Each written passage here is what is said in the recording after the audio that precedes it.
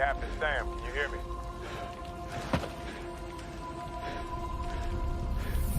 On your left.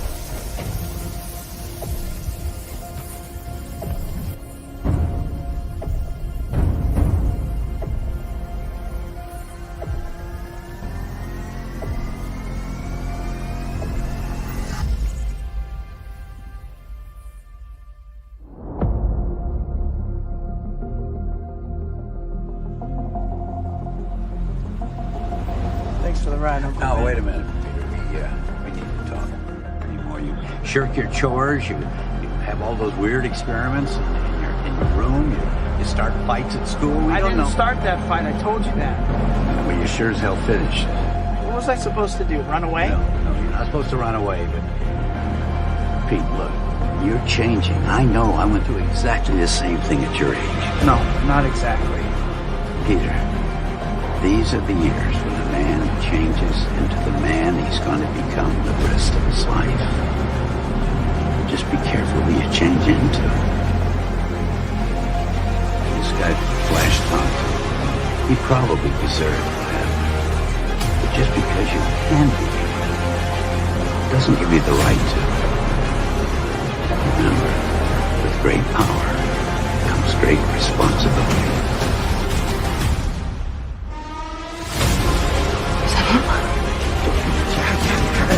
Peter! Peter!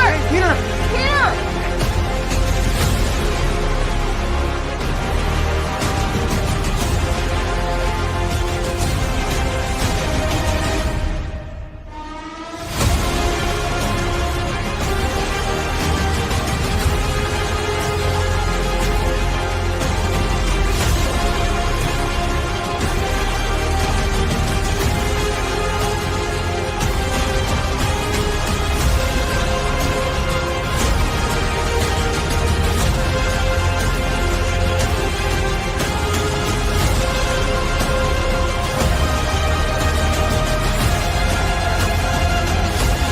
Avengers!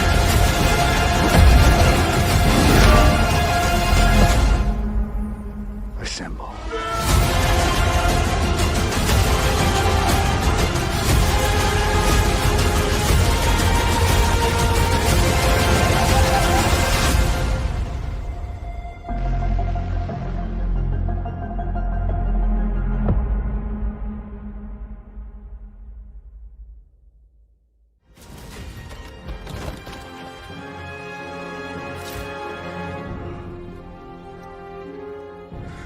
I am inevitable.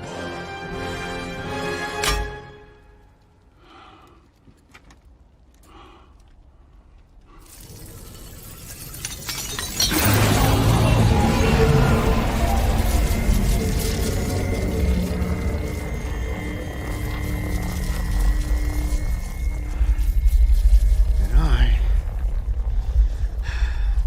am Iron Man.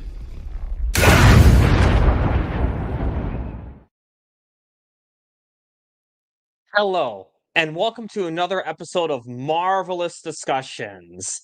So it finally came out. Fantastic Four First Steps, probably the most anticipated Marvel movie of the year. And I'm really excited to talk about this movie. And wow, we got a bit of a crowd in the chat right now. We got what up, Qatar? What up, Zod? We'll be seeing you soon, I have a feeling.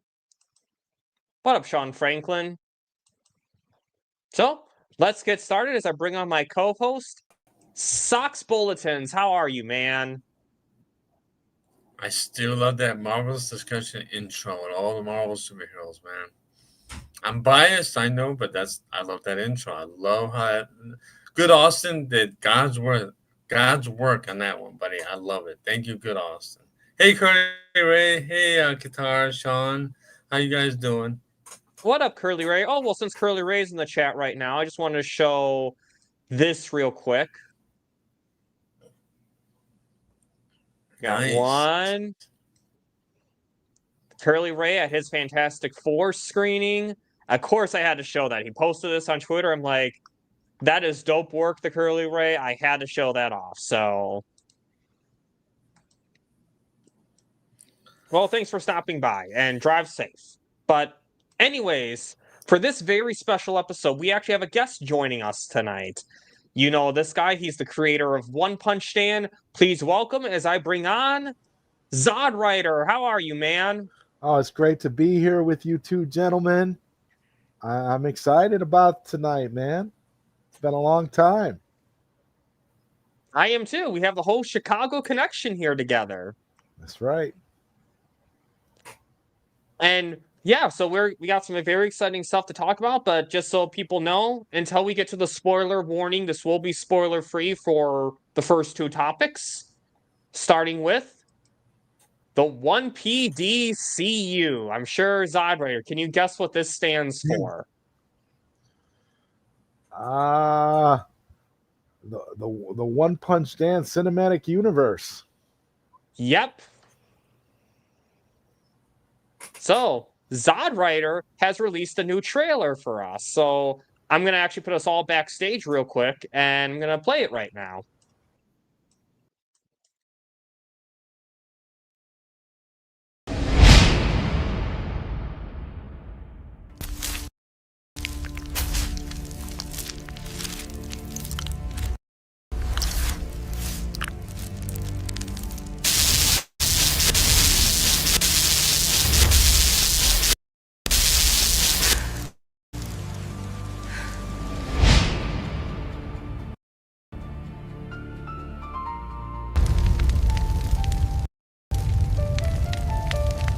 I am everything.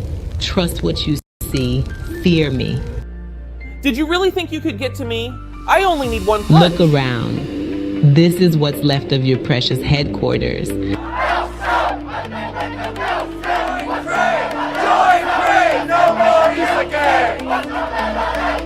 The war with Isage and her cyborg is over. Humanity is safe once again.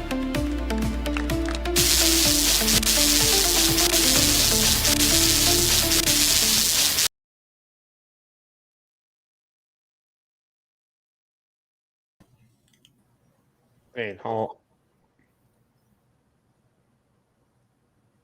There we are. Okay. Wow. Great work, Zodwriter. Great work. Love that trailer. I mean, I like it better when I don't have StreamYard issues and I can actually hear music, but I've listened to this trailer, watched the trailer before this stream, and great work, Zod. Great work. Yeah, I'm glad you like it. I'm excited. You know, again, I'm sorry for the delay, but the delay will be worth it. I can promise you that. I mean, hey, at least you didn't rush the movie to make a deadline, because that would be the worst thing you could do, and then have subpar quality and... Yeah, I wasn't going to compromise on quality just to try and get it out by an arbitrary release date, essentially.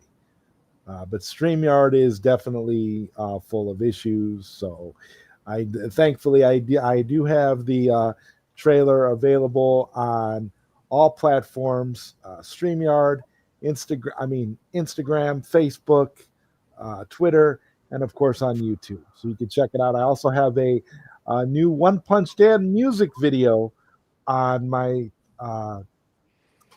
YouTube channel as well. So you guys, I'm letting you guys know, because YouTube is not really promoting stuff like the way that they're supposed to. So most of you probably don't even know that new music video exists, but it's out and it has some new footage from the movie in it. So if you want to check that out, it is on my YouTube channel. Does the Cordovan Speedster have a singing number in this? Does he sing at all? You know what? The Cordovan Speedster does not have any songs, but where he sings. But what I can say about the Cordovan Speedster is that he has a lot of awesome sequences in which he moves vibrationally, which is very much in line with his character and with his power set and his abilities. Cordovan Speedster has super speed, and he also has telekinetic kind of psychic abilities. He has the ability to communicate, with his mind with his father, who's played by the late great Mikey Sutton. So Sox's character, Cordovan Speedster, and Mikey kind of have that psychic link where they're able to communicate with each other with their minds. It's a very professor-esque type of ability, which I thought was very, very fitting for Mikey Sutton because he was such a huge Marvel fan, and the idea that he would have Professor Xavier like abilities. It's really, really touching and great. They have quite a few beautiful scenes together in the movie. I can't wait for you guys all to see the movie. I'm so tired of talking about it. I can't wait until I have it all done and I can finally just show it all to you guys, and you can see what it's all about, because I know you guys are all going to enjoy it greatly, for sure. Absolutely, Zod, and I can't wait to see it. Anything else you want to say, Sox?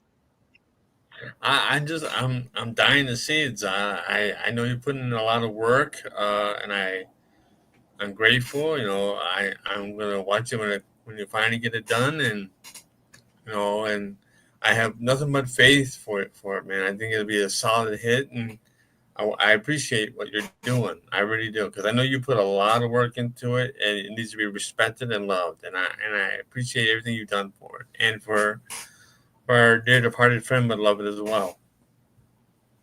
Yeah, again, the idea is it's more than anything for me. It's a tribute to our community. It's a tribute to Mikey Sutton. It's a tribute to the Snyderverse. It's a tribute to everything that we all, that we've all loved and we've all bonded under, throughout all these years. How we all became friends, essentially. So it's one of those things. I mean, you guys, and I say this to Bat Dan all the time, Sox. You guys are all tremendous actors. You guys do phenomenal work. I can't even imagine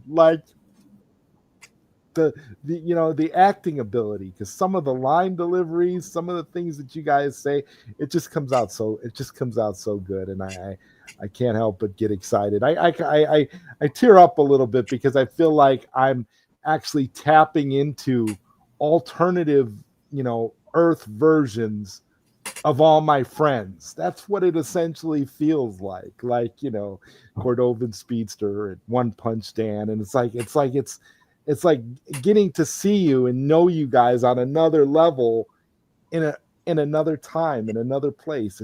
It's really incredible to me. And you guys, we'll talk about all that when we do the commentary track for the movie, and when we all get together for the behind the scenes thing. But yeah, it's definitely, for me, it's been a very emotional and powerfully moving experience, and I'm just looking forward to it. I cannot wait to get it done. So yeah, I cannot wait to see it. It's gonna be great, and this channel will continue to promote One Punch Dan, the One Punch Dan cinematic universe, in all the streams, except maybe interview streams for certain people, just to make the stream more about them than me, because I never want to take away the spotlight when I'm interviewing someone. I'll just say that. But anyways, that makes sense. Now, before we get on to the review and the spoilers, I just want to kind of go over the box office real quick. So let me share my screen, and all right, so Fantastic Four: First Step soars to 118 million at the box office. Now, this headline is a little misleading. So 118 is simply the US and Canada, and grossed 218 million globally. So that's where it is right now. And where did I find that is? So it exceeded the pre-release estimates, and it was did that, but I was trying to find where they talked. Did they talk about the other ones in here? Okay, maybe they didn't. I'm going to be honest, I had a hard time finding articles that didn't talk about that other movie that I'm trying to avoid talking about for a while still. That strictly talked about this movie and this movie alone. But I guess, Zod, what do you think about that? The box office. As long as it surpasses James Gunn's Superman and completely obliterates it, I'm happy. I'm gonna go see Fantastic Four probably at least 3 more times. So I want to see the box office. Just I want it to be like I want it to be night and day, and I am so happy that this movie is doing well because it needs to do well. It deserves to do well, and yeah, but honestly, Bat Dan, I couldn't be happier. I actually wish it was a little bit higher as of right now, but it's doing good. So that's a great thing. Yeah, I wish that was higher, and I also wish that other movie was a little bit lower right now too. But can't always have everything work out perfectly the way you want it to. But sucks. What about you? It made more money than even expected, right? Because they said it was only supposed to make X amount, like the predictions they talked about a couple days earlier. But if it's at already, 211, 218 worldwide so far, that's a hell of a start, man. I mean, hopefully it'll continue and gross more money, in the weeks to come. But as of now, I'm happy with it. I've enjoyed seeing it, and I'm possibly going to go back and see it again because I really like this movie. It's a breath of fresh air in so many ways. I just want to go see it again just because of the, if nothing else, like just the visual style of it, the visuals are just so good and so very well, put together. Like Socks, I'm with you 100%, man. I mean, this movie's got so much going for it. It deserves. This is one of those movies. You know how they say, Bat Dan, that like when you see a movie, it's what continues to propel it at the box office is when the fans go back to see it multiple times throughout its run. This is actually one of those movies that is like extremely deserving of that type of thing, of the fans to continue to go back and see it again and again and again during its run to propel it, because let's be honest, the general audience is only going to get it so far, and then it relies on the fans for repeated viewings, and then subsequently when it gets released on home video and that kind of thing. But ultimately, yeah, I think it's off to a beautiful start, and I just want to see it continue. And I've read a couple of Disney articles that have said that they're extremely optimistic of it, and they've done tremendously with ticket sales on this. So I don't know.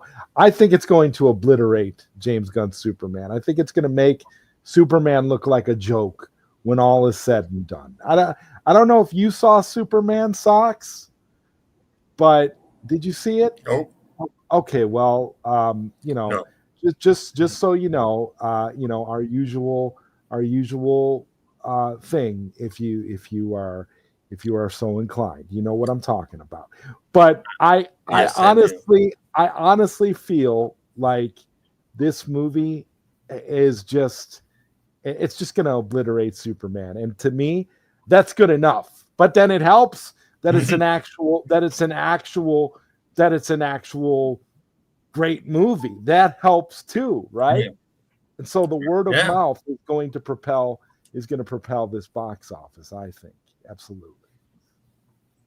Not only that, though, so there's word of mouth, but also it's not going to, I don't think it has any other major competitors. I don't think it will be competing with Jurassic World, and, that other movie's been out for a while now. That movie's dead. That movie's dead. So, yeah. Is there any other big movie coming out in the next couple of weeks that you guys know about it? I don't know. I don't think so, honestly. I mean, Well, that's the key. Because now we're getting into now we're getting into August, which is we're going to get into for end of summer, so we're going to start heading into fall. So yeah, I think Fantastic Four is fine. And I think it's going to coast. Yeah. And you know what?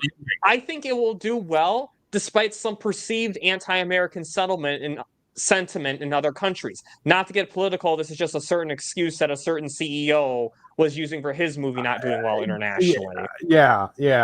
His big BS, and it's so funny because having seen that movie, that kind of just throws you into the environment that you're in.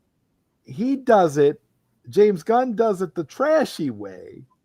And what you see here with Fantastic Four is it's done in a beautiful way. So to me, the global box office, you're right, Bat. Yeah, the global box office is going to eat this up.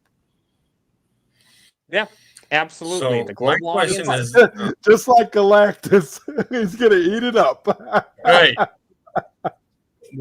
My question is this, though. There's no message in Fantastic Four that I'm aware of where Galactus comes to Earth and say, I need my you people to dominate the women of this planet and pass on your seed, like in a previous other film that James Gunn just did. When I heard that, right. What did he just say?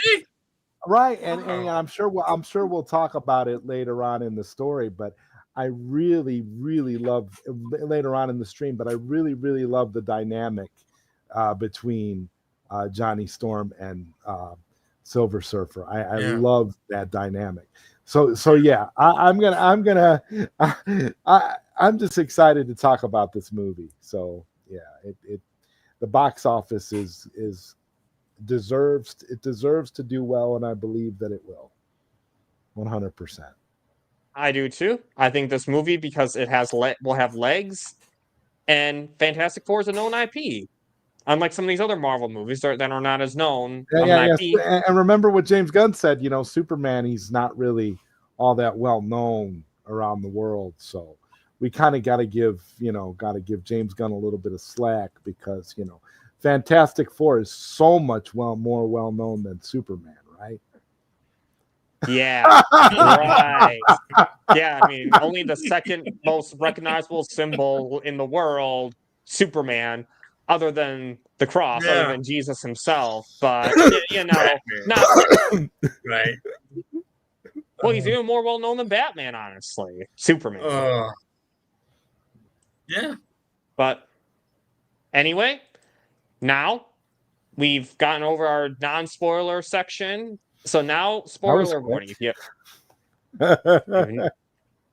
you've not seen the movie, leave now unless you don't care about spoilers. Then you're welcome to say all you want. But spoiler warning in 5, 4, 3, 2, 1. Galactus is teleported to the end of the world or the end of the universe or whatever, and that's how they just save the day. You've been spoiled. So now let's move on to the setting. So I guess we'll start with eeny, meeny, miny, mo, catch a tiger by his toe. Well, Zodwriter. I'm not doing this whole thing. Okay. Of eeny, meeny, miny, mo, I mean. Anyway, go.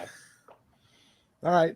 Well, where do you want me to start? I mean, just like the setting, like the timeline, the Earth it takes place on. I love the fact that this movie takes place on its own alternate Earth, that it's not the Earth of the MCU, that it's not any Earth that we know of. It's its own self-contained thing. I think the setting for this movie is one of the best aspects of it because it gives you, as a viewer, an opportunity to jump in and just enjoy a well-crafted story without having to have watched 30 other movies. You can literally the setting and it's kind of a period piece because it's late 1960s, early 70s. It's like somewhere. kind of, the setting is a little bit ambiguous because I don't know if you guys are aware. Is it Richard Nixon who's president in this movie? Because it sounded to me like it was Richard Nixon when you heard the president's voice a few times. It sounded like Richard Nixon to me, but I wasn't 100% sure, but it seemed like it was Richard Nixon. And I was trying to find it on I was trying to find it online if anybody knew if it was Richard Nixon before the show who they were trying to project as the president during the events of this movie. But I really I didn't know. But to me it seemed like it was Nixon. So that places it somewhere in that in that era. But it was just done. But the setting was just so beautiful. The visuals were just off the charts, and everything that you got in it was just, it felt like it was coming right off the pages of a Silver Age Fantastic Four comic book. And that's what I've always wanted to see. This is why I'm such a fan of the Roger Corman Fantastic Four, because to me that actually felt like a comic book. That felt like a Fantastic Four comic book, and this just took the idea of being a Fantastic Four comic book and ran with it all the way around. But the visuals were just spectacular for this movie. Like visually, you could almost I actually want to buy the art of the Fantastic Four when that comes out, because I love all the art in this movie. I thought the art department deserves to win an Oscar for this movie, because the setting is just gorgeous. Absolutely, Zod. Absolutely. And Socks, you? It definitely has a feel of the old 1960s Star Trek meets what's that one cartoon? The Jetsons. If you know anything about the Jetsons, I'm sure Zod has watched the Jetsons when he was a kid. Yeah. Back then, you ever watched the Jetsons? You ever watched the Jetsons I back might then? have seen one or two episodes, but I haven't really watched the show too much at all. Well, how about Star Trek? How about starting the OG Star Trek from the 60s? Haven't seen that. Homework back then. Homework. So, I mean, if you in the way the way the visuals of this movie is, it's that retro 1960s feel to it, which I have no problem with it whatsoever. It is so stunning. Almost a little with like a little bit of like Lost in Space thrown in too. Right, yeah, exactly. But there's definitely, you can feel Jack Kirby's artwork pulled from the comics into this. You can feel Stan Lee's writing pulled from the comics into this. The way the visuals hold up. And yes, I agree with my partner Zodwriter here that when the Academy Awards come out this year, and there better be an award for best visuals, best special effects for this movie alone, because this movie is on point with its special effects to a freaking T. It's that good. And when you see Galactus, oh my God, you need to see Galactus on the big screen. Any small screen does not do a comparison. You see Galactus on that big screen, you're gonna be like, right. Oh yeah, absolutely sucks. Absolutely, and I really like what you two both said, because I agree. I think the setting is beautiful. It looks visually appealing, and I like what you said, Zod, about it taking place on an alternate Earth, that you don't have to watch all these 30 movies. As Kevin Feige says, he didn't really want that this time. He didn't want there to have to be homework to watch the movies, because that's a criticism I've had of the MCU post Endgame, that after Endgame, now there's just too much you have to watch for the next project to make sense. You have to watch this TV series and these 5 movies and maybe this movie here because they make this one reference. With Fantastic Four First Steps, you don't have to do any of that. And we'll talk about the post-credit scene in a separate topic, but even that, you don't really miss anything not having seen the previous movies. Now, granted, where it's going to lead up to, you'll probably have to watch some other movies. But for this movie alone, I really like that. And I like the retrofuturistic setting is what I think they call that, with movie. Is that it takes place in the 60s, but that, Reed Richards has some very advanced technology that is definitely ahead of our time right now. So, and I like that and also like because it's an alternate Earth, it's not like based on our Earth. They can kind of do a lot more creatively than they could if it took place on 616. I'm sorry, Zod, you were going to say something? I was just going to say that I would watch, because you mentioned about TV shows, and I was just going to say I would actually watch a Fantastic Four TV show in this continuity, because I think it could be done well. Oh yeah, absolutely. I mean, I don't know who would be playing the characters, because I don't know if like you get these actors to be. Well, I mean, they do have Pedro Pascal on that one TV show. So, and he's of course been on The Mandalorian. So maybe they could like wheeze him into playing Reed Richards. But see, that's the danger with getting such a well-known actor to play the lead in something like this, because this setting is just begging for more exploration. Oh yeah. Absolutely. And as for Mandalorian, #Justice survives. But anyways, Pedro Pascal unfortunately was too good to be the Mandalorian in season 3 other than the voice. So. Yeah, and they don't even need him for the voice. They could just use AI at this point. Yeah, if he gave permission. If he doesn't give permission, they can't. Or they can get a sounder like. They can replace him just like, how, with the whole Rick and Morty thing. Yeah, they could. No big deal.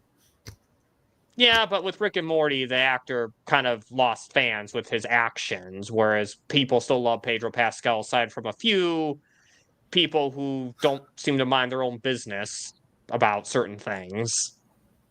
But, I'm just saying, guys, I'll say this for all these people complaining. I have 2 questions for you. Did the women consent?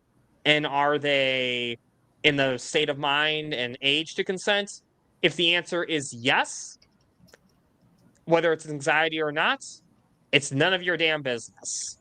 That's what I'm going to say. If it comes out later on that they didn't really consent, then we can have a conversation. But for now, they're consenting. So to all you people butting in, shut up. That's what I will say to that. But anyways, yes, I love this setting. It's a great setting and very visually appealing. And this kind of leads us to, we'll start with the opening, actually.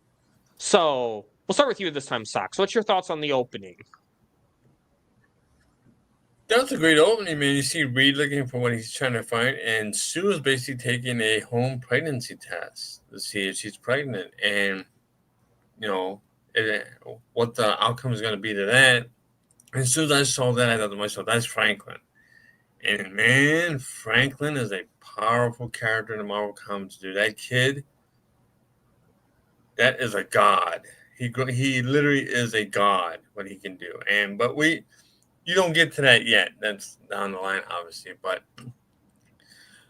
watching them, talk about that they've been trying for a long time to conceive, and it's finally here, and they're going to go forward, and they're happy, and then seeing what Ben and Johnny are getting into the kitchen, and and Johnny's so oblivious that his sister's pregnant, but Ben picks up on it right away. He's just like looking at her like, "Are you pregnant?" I'm like, "What?"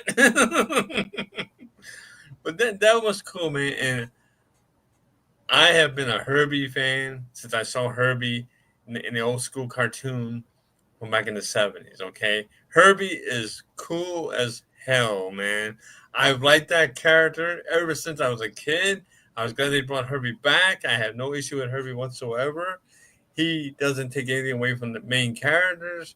He is perfect, and I swear to God, that is a wonderful toy. And I saw it, and I thought to myself, I should buy that thing. If I ever get a chance, I should buy that thing. Now they'll put it out, Socks, and it'll be like an AI Kirby, and it'll be just like the one in the movie. You'll be able to. It's gonna be awesome, yeah. right? Sure. Yeah.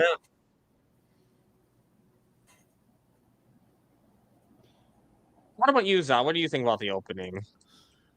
You know, it's moments like that in a movie where you have great character development, where you develop these characters, where you humanize these characters, and you show emotion, and you show depth, and you show a real genuine conversation between this couple. I genuinely believed that they were a couple that had been trying to have a baby for so long, that this was something that was important, and it was just conveyed beautifully. It was conveyed quickly, but it was conveyed beautifully, and it was well done, and it was a little moment. It was once again like giving little moments like what we saw in the opening time to breathe, so that we have time to understand the emotional resonance of the scene and the dynamic of the relationship between Reed Richards, and Sue. And that's the thing, dude. Like, you got that, and then by contrast, you've got the idiot over here, who's doing what he's doing with DC, where it's bam, bam, bam, bam, bam, with no time to digest anything, no time to appreciate anything, no time to let the characters just breathe and be characters. Basically, no time to let people be actual people. Whereas here, you do get that. You actually get the time to breathe. You get the time to care about the characters. It felt real to me. It felt genuine. It felt special. It felt important. It felt poignant to them as a family. And that was also what I loved about the dynamic in the opening. You got the whole family dynamic between Reed Richards, Sue, Johnny, and Ben, and even even Herbie. You got all of that. And to me, that was perfect. That's how it's supposed to be. That's what you're supposed to be able to feel for these characters, because you want to get invested in these characters. You want to care about these characters. If you don't know anything about these characters and you're just dropped into a story and you're not given any time for these characters to show you who they are, then you're going to miss everything. It's just disposable entertainment, whereas this actually felt genuine 100%. So I have absolutely no problems with the opening. I thought it was great. I loved the whole pregnancy test thing. I love the chemistry. Like Sin Havoc is saying, real chemistry. That's what it is. It's real chemistry. Yeah. And you can't fake that. If you're going to have real chemistry from the characters and you're going to make your audience believe in the chemistry between those characters, that's what it's about. Where, so to me, yeah, I'm all about the opening. I thought that was a great way. And I don't think that it dropped you into the movie in an inappropriate way. It did a great job of conveying the fact that the Fantastic Four has been having adventures, that they've been saving the Earth, that they've been doing all the things. They really, truly are Earth's protectors. That planet's protectors are the Fantastic Four. And that opening, it wasn't super long, but it did a great job through like the NBC footage, the ABC footage, conveying what was happening. And to me, I'm like, what's the excuse? And that's what I kept thinking about. I'm like, what's the excuse of DC when you can turn around and you can do things like this, and you can do the same thing. You can basically drop us into a world that we know nothing about, with characters we know nothing about, other than the fact that they're the Fantastic Four comic books. But like, this was very, very well done. I didn't feel like I needed anything else. I felt like they gave us everything they needed to give us in the opening for us to care about the characters. Exactly, Zod. Exactly. And they show two important things. First of all, with the home pregnancy scene, we had to care about these versions of the characters as people, and seeing them just having, I think one thing I like is seeing like a regular, normal struggle of two people who are in love trying to have kids and not being able to have kids. It's a small little detail like that makes us care about these characters, having a struggle that a lot of us can relate to. And another thing I really like too is how they did the origin story. Because here's the thing, there's two dilemmas, right? One is Fantastic Four. This is the third or even the fourth version of the Fantastic Four out there. So people have seen their origin before, but we don't want to show it again. But at the same time, it has to make sense in the context of the world. You're not supposed to have to see other things, other movies for something to make sense unless it's a sequel, but it's not. So you have to do something with the origin. So I like that they kind of did that, a little bit of a montage with it. You know, you just, as you said, the ABC footage is that you show, what up, Josh? Hope you had a great time at Comic-Con. And by the way, Josh, you and Sky, you made waves. You got the trolls upset. You got people upset. I'll just say that. Got Gunny Poo and his men upset. So, anyways, back on topic now. Back on topic.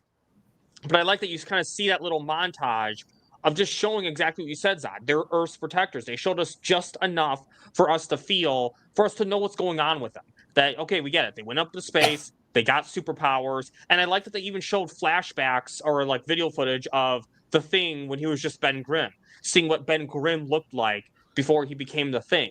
I really like that. And I think because you needed that just for new people. But at the same time, again, don't want to do something overdrawn out because we've seen that story already. Right, just seeing them as astronauts going up into space, you know, and yeah, that was excellent.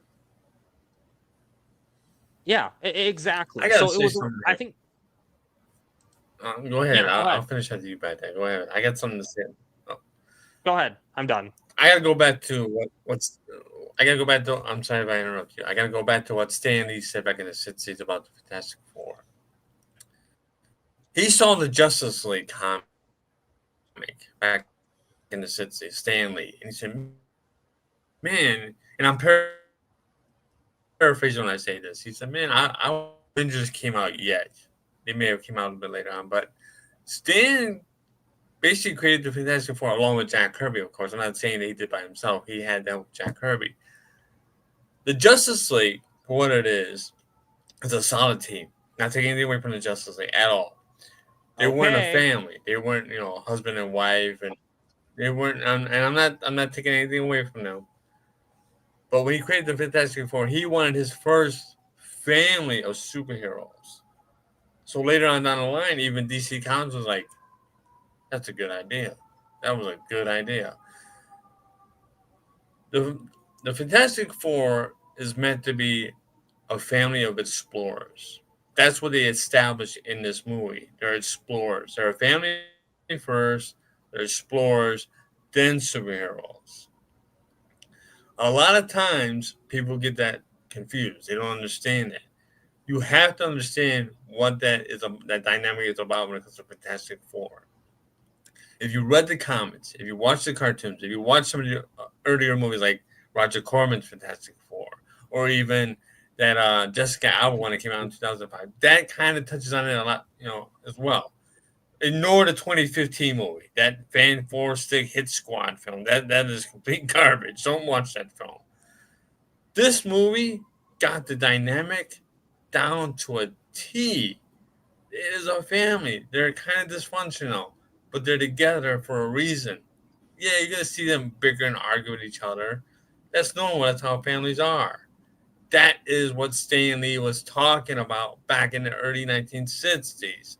That is why Jack Kirby's influence is so strong with this story in this movie, because you can feel the family dynamic from both those two creators. There you go. You know what sucks? I won't ban you for that. I was my finger was on the button. I'm like, should I ban Socks? Is he going to say something that I should ban him for? But well said. So I won't ban you for that. So that's, fair and valid point. And what up, Skywalker? Don't worry, Skywalker. Just so you know, I always stand with you, no matter how many trolls are mad at you for going to Comic-Con. But anyways, now let's get to the soundtrack. Fantastic Four, time for a musical for Socks Bullet. Tin's Fantastic Four.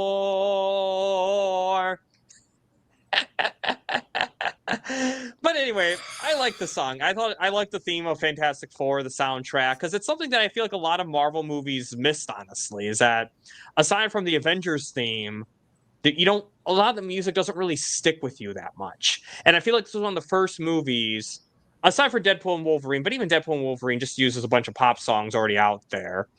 But Fantastic Four actually had a theme that I actually was singing in the car on the way home. That a lot of movies, a lot of Marvel movies haven't had that recently. So, you know what? Props for that. And we'll go with you next, Sox, because you love musicals. So what was your thought on the soundtrack?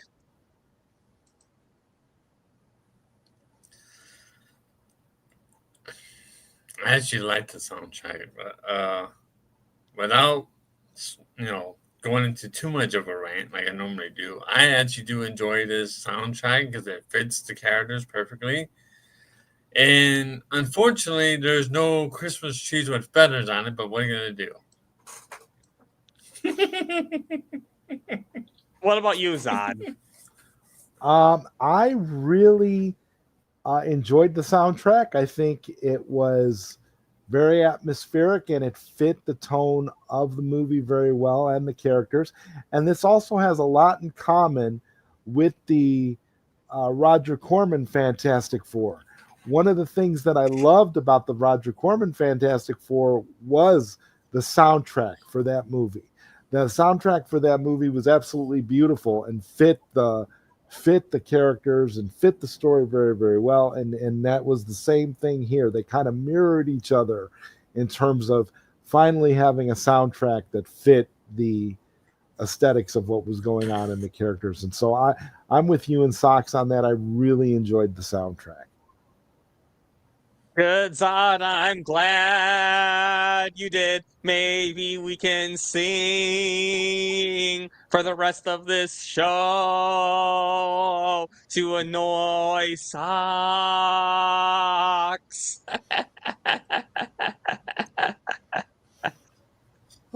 Anyway. This one is mostly for Zodwriter because I'm not gonna lie, since I haven't seen this movie, I did not see this cameo at all. But I'll let Zod go on this one. What's your thoughts on the cameo from the first Fantastic Four, the Roger Corman Fantastic Four? I'm gonna be honest with you. I really didn't quite catch it. It's something I missed. I'm gonna have to see it again. I'm not ashamed to say because I was looking for that and I really didn't see it. Now I don't know if they were, scattered about as extras or if they were if they were all together in a sequence. I really don't know, but I didn't see them. And I think that's saying a lot because that I was watching for them. I wanted to see them, but I didn't see them. And I also think it has a lot to do with the fact that I was enjoying the movie so much that I really didn't. It really wasn't something. It became less of a priority the further along in the movie we got. So I don't know. Did you see them, Socks? Because I didn't catch them. I was looking for them myself because I knew they were going to be in there, but I couldn't. I totally forgot all about it. I got so wrapped up in the film and what the story was going, where it was going, that I totally forgot all about them. And I didn't mean to forget, but my mind was elsewhere. At that moment. I don't know. I did. So I have I don't know what they look like, but I actually assumed what it was is they were like showing different segments of like people, of like the fans of the Fantastic Four, regular civilians, and there was one little bubble. That segment where they're having like the different bubbles of people and appearing on the screen in the opening? There was one that had 3 men and a woman in it, and I thought, oh, that must be the Fantastic Four cameo. Maybe, Roger, that might have been them. I'll have to go back and check when I see it again. Yeah. Okay, well, but yeah, so that, I guess, probably should have talked to you about that before going live, but anyways, it's kind of ironic, though. The person who hasn't actually seen them is the one who possibly caught the cameo versus the two who... But you know what? I think it shows though how good this movie is. Though the fact that the story is so good that you don't even care about cameo porn, as a certain CEO likes to say. That would have been the only, because honestly, if the movie wasn't good, that would have been the only thing that I would have been concerned with. I'm like, where's the cameo of the first Fantastic Four? I would have been really like digging for it. But yeah, that's a testament to the movie itself, for sure. Exactly. And it got us into the story. So, Zod, we'll start with you. What were your thoughts on the overall story of this movie?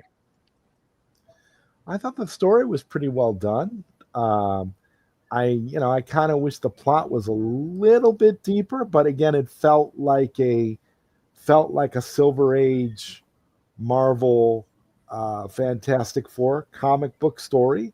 It was very believable to me as to something that you would read in a comic book. It felt very comic booky. And again, what we were talking about earlier, the visuals were fantastic.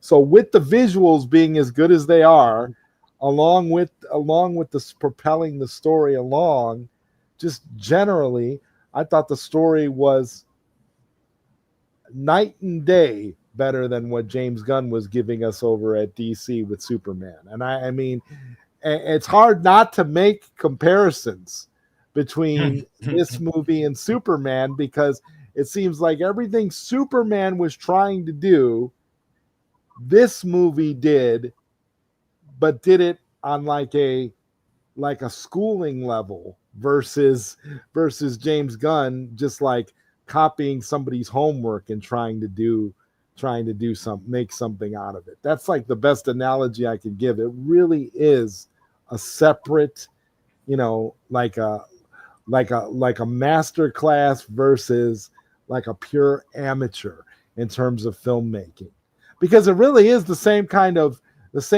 thing. James Gunn kind of just drops you into a story and you're expected to just follow along with very little minute details, with nothing really to go off of. And the Fantastic Four just drops you into a story, but does a good job of setting it up, of setting the tone all the way so that you can be invested in the story. And the story was actually cool. It was nice to see, baby Franklin take center stage. Baby Franklin was definitely cuter than baby Joseph in James Gunn's Superman.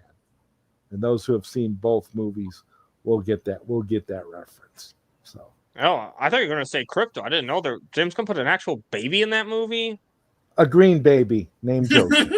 Yes. Wait, he's ripping off Star Wars now? He's literally ripping off the man. Wait, but they already have a green baby in Mandalorian. What? Well, it's like Qatar says here. Gunn can't write.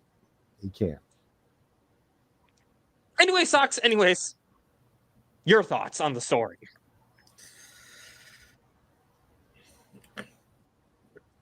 I loved it, man, because like I said, the story gives you time to get into it gradually. It's not, everything's thrown in your face right away. And they discuss certain villains that the Fantastic Four have had to deal with already when they got their power. They dealt with the Mole Man. They dealt with the Wizard. They dealt with I think it was the Tinker they mentioned, and a few others. And then we get to see the Mole Man, which I actually kind of like what they did with him. And you see the first villain from the very first issue that the Mole Man, that the Fantastic Four had to fight with that giant creature. I forget his name right now. But and how they were able to incorporate his character into the rest of the film later on as the movie progresses. And then, just when you think everything's calm and at peace and everything's all right with the FF, here comes Galactus. I mean, here comes Silver Surfer, then Galactus. And now we got to deal with this cosmic level threat that's basically dealing with a god, because that's basically what Galactus is. And that's on a whole other level, because this ain't no Mole Man type character. This Galactus is the devourer of worlds. There's a reason why this is one of the big bads in Marvel Comics, okay? You do not go up against this thing and then you're going to walk away without a scratch, because Galactus is he's a heavy threat, man, a major heavy threat. But it takes you along this ride of this epic storytelling. And I know we're gonna probably go through different characters in our conversation tonight, but the story is solid. I was looking for plot holes, couldn't find any, because that drives me crazy when you see plot holes in a story. I could not see plot holes. It actually made sense. It was a good story, a good solid story. There were 2 plot holes in the story, but they weren't. When I say this, they weren't major to me, and they didn't really take me out of the story that much. But one is the world's smartest man, Reed Richards, was like telling the public, "Oh yeah, Galactus was going to spare you if we gave him our baby." I'm like, why did you tell them that? Don't tell them that.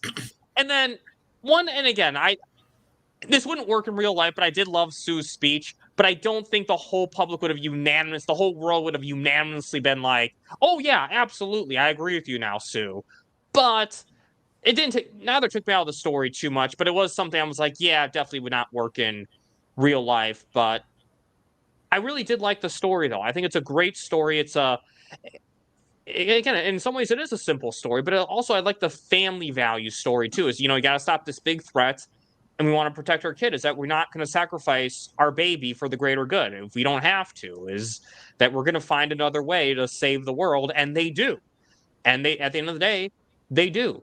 I do that sometimes. But hey, I still think, despite that, it's a really strong story.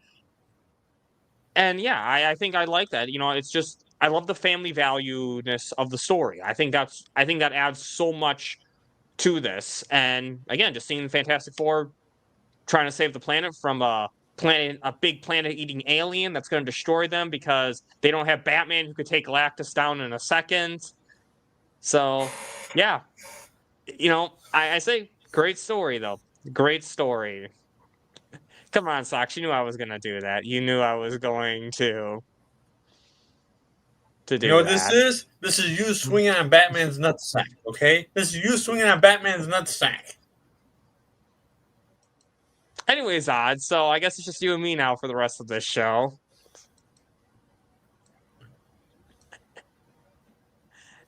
Just messing with you, Sox. Just messing with you. So now let's go to... I'm going to start with you, Sox, because I really want to know your opinion on this. Reed Richards, Mr. Fantastic. You were so concerned about Pedro Pascal as Reed Richards. Yeah. You're like, he's a bad casting. He's terrible. Yeah. I don't like this. This is awful. Yeah. They race swapped him. I hate it so much. Now that the movie's come out, now that you've seen it in its full glory, I want to hear, what are your thoughts? Everything you just said, I did say. That was my major issue was Pedro Pascal. I'm not a fan of this guy. I have a problem with Pedro Pascal. Let me go back a little bit. Before our dear departed friend Mikey passed away, he told us all that one of the runner-ups for Reed Richards was going to be Matt Smith. Disney was looking at Matt Smith to play Reed Richards. I was hoping for that, because it wasn't locked in, but that's what the studio was looking at. Obviously, they went a different direction with Pedro. Taking out all the feelings I feel towards Pedro as a human being, an actor, whatever you want to call it, dude, I gotta say it. He got Reed right. The story, the character, the writing, he nailed that character to a T. I got to give him his respect. He got that character right. In fact, I would go as far as saying this might be the best acting role that Pedro Pascal ever did. Okay, because he was spot on as Reed. That is Reed Richards to a T in the comics, man. Reed is a genius. He is the. I'm sorry to all you Shuri fans out here with this Ironheart mentality.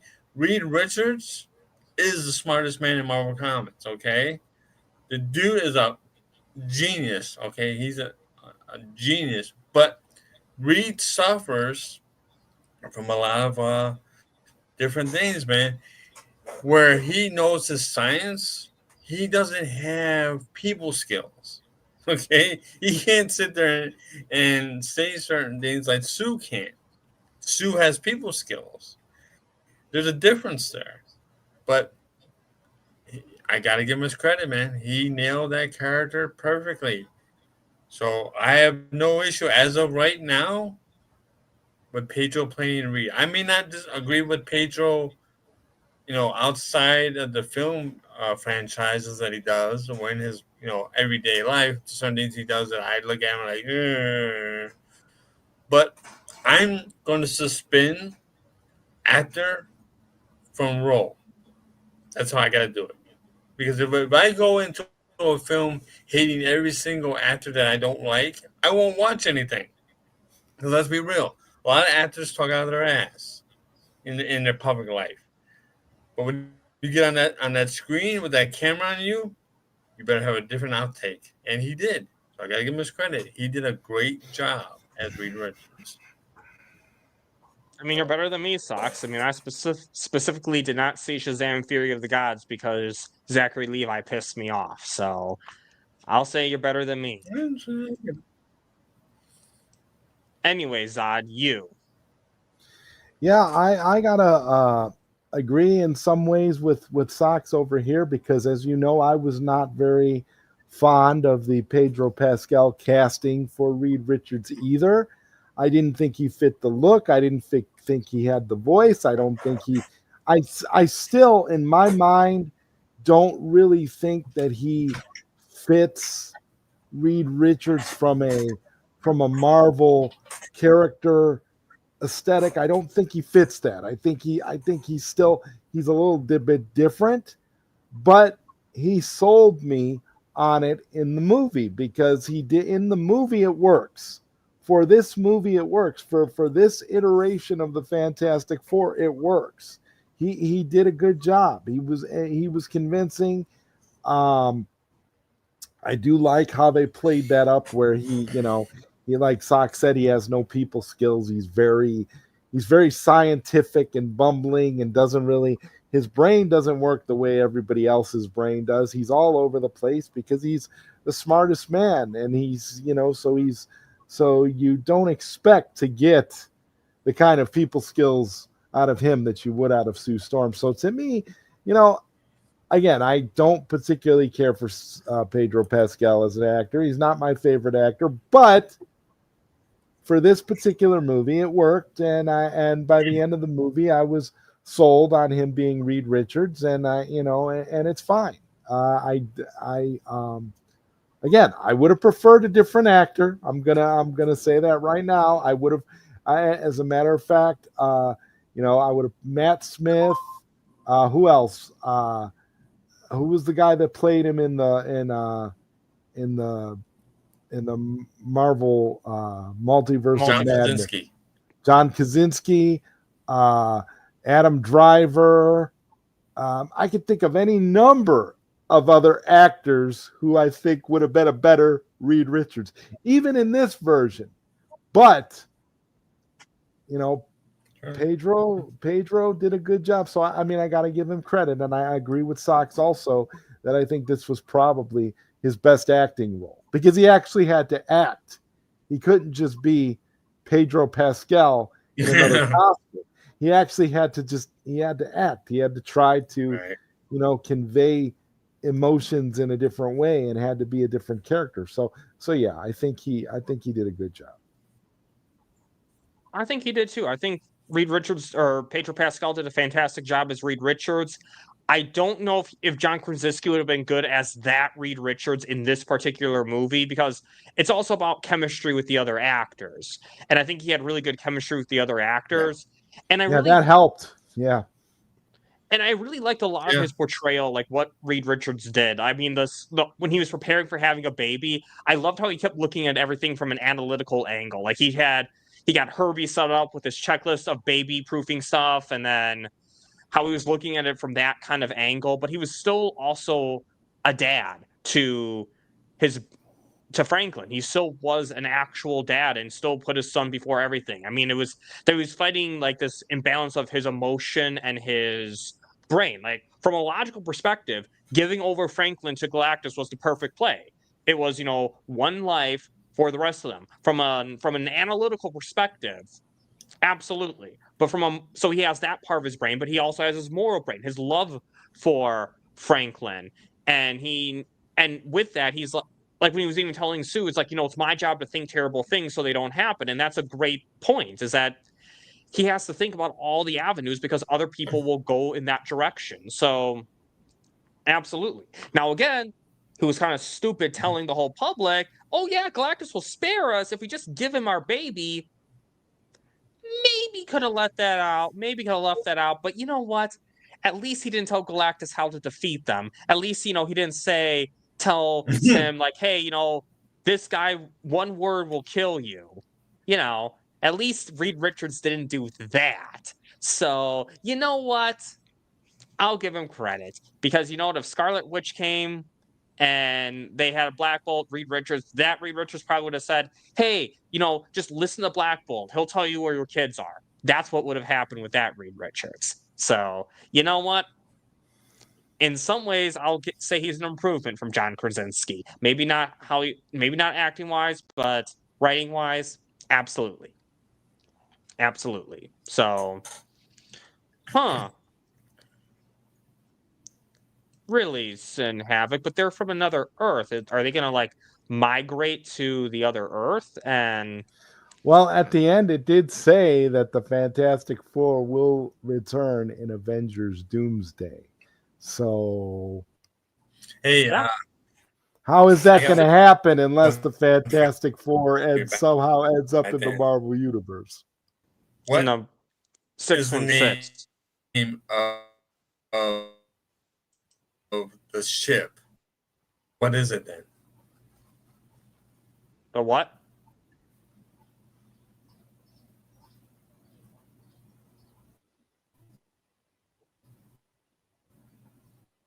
Sorry, I Sock, might have to cut out. refresh. Damn it! Or is it me or is it?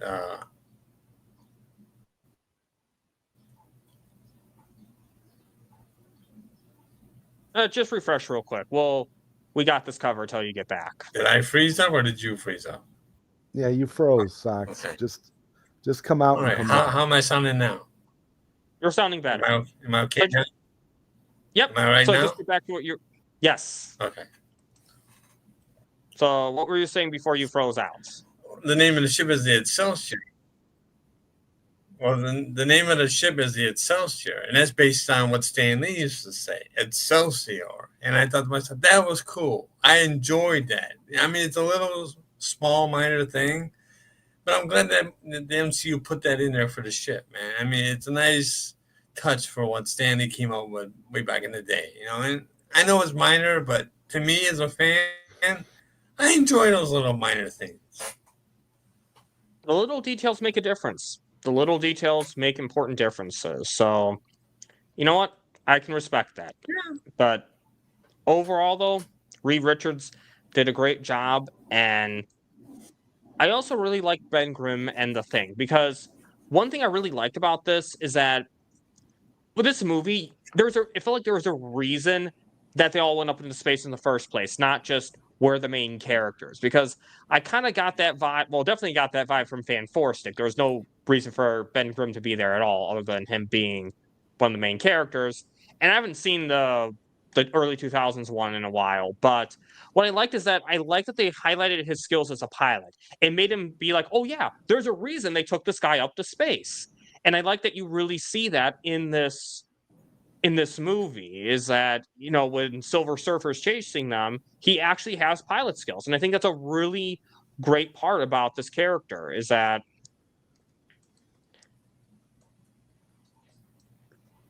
interesting, Sim Havoc, and later Qatar. But yeah, so I really like that part of Ben Grimm. I really like that he had actual skills. Mixed feelings about the beard. I could have maybe gone without the beard a little bit. I just kind of assumed that his powers prevented him from growing facial hair, but I won't harp on that too much. But I'll say this. I did not give a shit about his love interest at all. Like, this love interest that we saw, you gotta like rip that thread out of the movie. That didn't need to be there. That was kind of a nod. I think that was kind of a nod to the first Fantastic Four movie, the Roger Corman Fantastic Four movie. Remember, Sox, where he had the love interest with the blind girl from the first Fantastic Four movie with. So I kind of thought that was kind of like an homage to that movie. So yeah, that was kind of neat. I appreciated that as a fan of the Roger Corman Fantastic Four. Yeah. Okay, fair enough. But I haven't seen it, so I was just kind of bored during that time. And I was also thinking when he was lifting up that car, who owns that car? What happens if the owner comes out and is like, "Hey, give me my car back. Don't I need to get somewhere." I know, Arson Havoc. I know. But anyways, what's your thought about Ben Grimm? I thought he was good. I really liked the portrayal of the character. I think he was way more interesting in that one movie than Mark Ruffalo has been in Hulk as Hulk the entire time in the MCU. I can't believe how much I enjoyed Ben Grimm. He was so much more fleshed out, so much more of a character. Mm-hmm. You know, Mark Ruffalo as the Hulk completely sucks, and Ben Grimm to me, I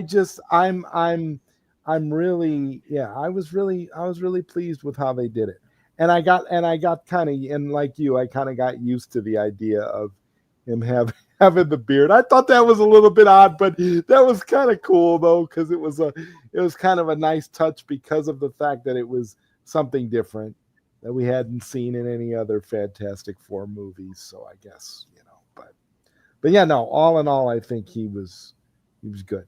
No issues whatsoever. What about you? And he had a talent for cooking. Yeah, I did like that. I definitely, again, he gives it fleshes out the character. It makes them diverse, gives them diverse interests. But anyways, Sox, you. A couple of things I noticed right away. If you notice when you're watching the movie, if you listen carefully, you hear Ben walk, the Thing walk. You can hear that his footprints go across the ground. Boom, boom, boom, boom. The heavy foot, because he's made out of rock, right? You hear it. You can literally hear it in the speakers. How boom, boom, boom.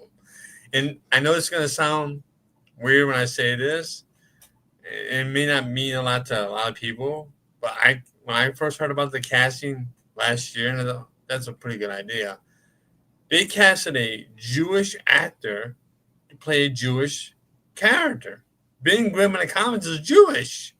He's straight up Jewish to a T. And I know it sounds kind of, why you're bringing this up, Sock, is because they didn't change that. Ben is a Jewish character, and the actor that they cast is a Jewish actor. I kind of like that connection there. And I liked also the fact that when we see Ben as a Thing, you see his insecurities in his face. He wants to be with a girl. He wants to be in love. He wants to have a family. He wants to be accepted by society. And every time you see him by himself, he's not saying a word. He's just looking at people. You can feel his heartache on his face, man. He doesn't hide that. And that's how Ben is in the comics, man. We accept him because of who he is as a hero. But Ben wants to be accepted as, he sees himself as a monster. He's not a monster, but he sees himself in that way because of how he became that. He doesn't blame Reed for it, but you can see it still weighs heavy on his heart, the way he feels about himself. And that's a flaw. That's an insecurity. We all suffer from our own insecurities or our own flaws as people. And Socks. I just wanted to, just piggyback off of a little bit of what you said, because this came to my mind. Do you remember Raphael in the first Teenage Mutant Ninja Turtles movie? Do you remember the way Raphael was, where he felt, where he felt, and how he felt like how he was so isolated and how he would go out and Yeah. he would look at other people, deeply desiring that acceptance and all of that. I was getting those kind of vibes from Ben Grimm in this movie. Yeah. I haven't seen this. You never saw that movie? No. Homework back then. Homework. It's only the best Ninja Turtles movie to ever come out. Like it's great on every level. Oh my god. But yeah, no, he definitely and also the Roger Corman Fantastic Four, remember? And the Roger Corman Fantastic Four, Ben Grimm had the same kind of thing going on, but the Ben Grimm and the Roger Corman Fantastic Four was a lot angrier than this version of Ben Grimm. Yeah. Like this guy knows how to compartmentalize his emotions. Yeah. Yeah, I noticed that. Like, because I think about the first. I was just gonna say real quick, what the first Fantastic Four. Well, sorry, not the Roger Corman, but the one with and Havoc. I know. But anyways, with the first Fantastic Four movie in the 2000s, like that thing was just he was just like angry every second of that movie. So I did notice it was an interesting contrast with him and this Ben Grimm, where he's the exact opposite. He's not angry at all. No more than he's better at compartmentalizing his emotions. He's better at keeping it internal and not taking it out on people. But you could tell that this version of Ben is in pain because you can tell that the way he is when he's walking around and he's looking at other people and he's desiring the relationship with that woman, and he's got all of these. You could tell that. You can infer that from his body language and from the way that he is he's portrayed on screen. So yeah. And what were you gonna say, Socks? I just like what Zahn said. That's exactly how Ben is. He has a heart of gold, but you can see sometimes the way actors are. If you really watch some movies, depending on whatever movie it is, there's no dialogue. You can see what the actor's going through with the emotions in their face at a certain scene. If an actor can capture that moment, it's priceless, dude. And I saw it in Ben's face when he was looking. When he saw the reflection of himself, or when he was looking at that one girl he was wanting to talk to, I got all quiet. I could see what was going on in his face and in his mind. And that's good storytelling. That's good character development. This director has got my respect. And the funny thing about this director, didn't he direct a couple episodes of WandaVision?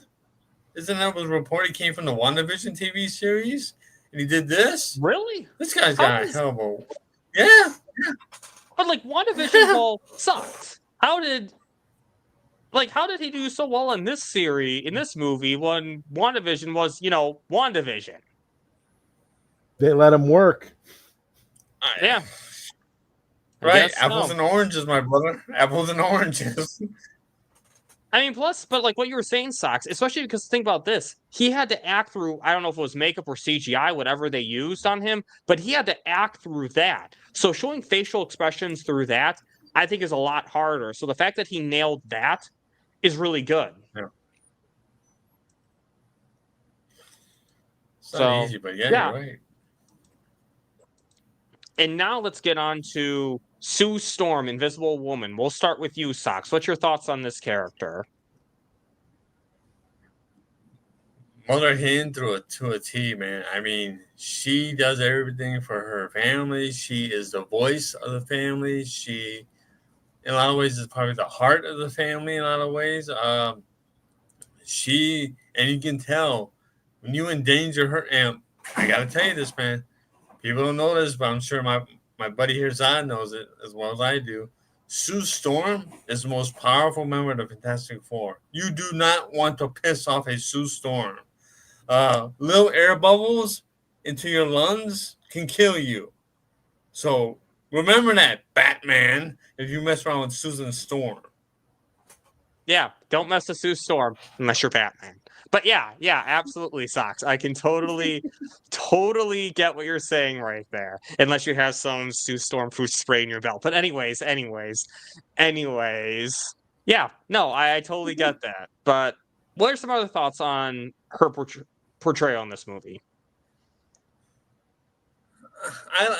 She definitely. I like how they were able to catch her. How she was having a little bit of a conflict with Reed when Reed was, he didn't want to say it, but like Zod said earlier, Reed was actually thinking, should we give up our son to spare the earth? And from a mother's point of view, that's not even an option. It shouldn't even be an option for a father's point of view. But Reed has that brain that doesn't exactly work on certain levels. It works on different levels. And I understand where he's coming from. But from a mother's point of view that gave birth to this baby, her mind is like, no, screw that. I don't care what this being from another part of the galaxy says. It's my son, and he's going to have to deal with me. And I don't care. I'm going to die fighting and protect my son. That's a mother. That's a mother. That's a real loving mother that will move the earth to protect her son. Regardless of who's ever against her, the whole world can be against her. She will not care. That's a mother. And Vanessa Kirby nailed that role as Susan Storm. And to all the haters online, Susan Storm is not the leader in this movie. I heard that bullshit for a long time.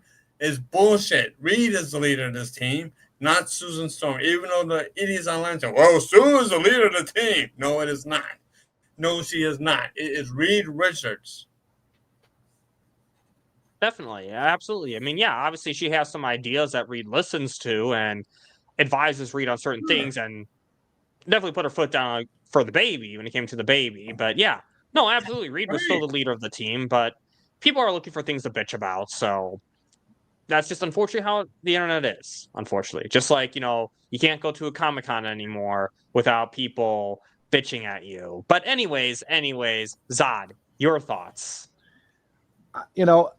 I've seen that too about Sue Storm, all the negative stuff about how Fantastic Four is woke, Fantastic Four is this, and Sue Storm. People have taken their political ideologies to the stratosphere, to the point where you can't even logically look at these characters the way they're actually supposed to be. There was nothing wrong with the way Sue Storm was portrayed in this movie. Reed Richards may be the leader of the Fantastic Four, but I'll tell you right now, Sue Storm is the heart of the Fantastic Four. And the reality is, is that she did, like Sox was saying, she did everything she could as a mother to protect her baby. It was completely believable, all of it. Like, I don't understand, like, all of this stuff. I'm like, are you kidding me? I was so irritated. I was like, at this point, I was like, I hate modern day politics so freaking much, because modern day politics has filtered into everything like a cancer and is ruining everything. We can't even enjoy a good movie for what it is. It's a movie. It's a good movie. It's a well done movie, a well written movie with good characters. Women aren't allowed to be women. Men aren't allowed to be men. Babies aren't allowed to be babies. Monsters aren't allowed to be monsters, all because of politics. Everybody's got to put their political slant on everything. And I, for one, am sick of it. I'm tired of it. I'm just tired of it. I think we need to just let it all go, and be happy that we finally got a good movie. Exactly. Great. I mean, I want to be able to watch a movie without worrying about politics, without being my politics preached at me. I say this, unless you're South Park, and I only give South Park a pass because they make fun of everyone and everything. I don't want to see politics in my entertainment. I don't want to see it preached to me when I'm watching my show. I don't want to see people trying to insert their political views as to why this movie is bad. I just want to watch a movie, be entertained, and forget about the stress of the real world for 2 hours. Because this isn't our world. This isn't our world. This is not our world. Right. This is a fantastical comic book world, right? So Yes, what the hell, Yeah. man? exactly. She's a girl boss. She's the head of the Fantastic Four. She's girl boss. No, she's not. Oh my God. She's perfect. Have you people ever read a Fantastic Four comic book in your life? If you haven't, get out of here. For real. Right. Yeah. God. Facts. It's so frustrating, man. It is. You know? And that's the problem with movies. You got great movies, and I'll just, as a side note, I'll say this: a great movie that came out last year from George Miller, the director of the Mad Max movies, Mad Max franchise, Furiosa, badass character, badass story, just badassery all across the board. And why did that movie fail? Why didn't it do well? Because people kept injecting their politics into it. And I just hope that people will keep their politics out of it when it comes to this movie, because this movie was as family friendly as it gets. Beautiful. Sue Storm, beautiful character. I agree, man. I thought it was spot on how she was able to do it. You know, I just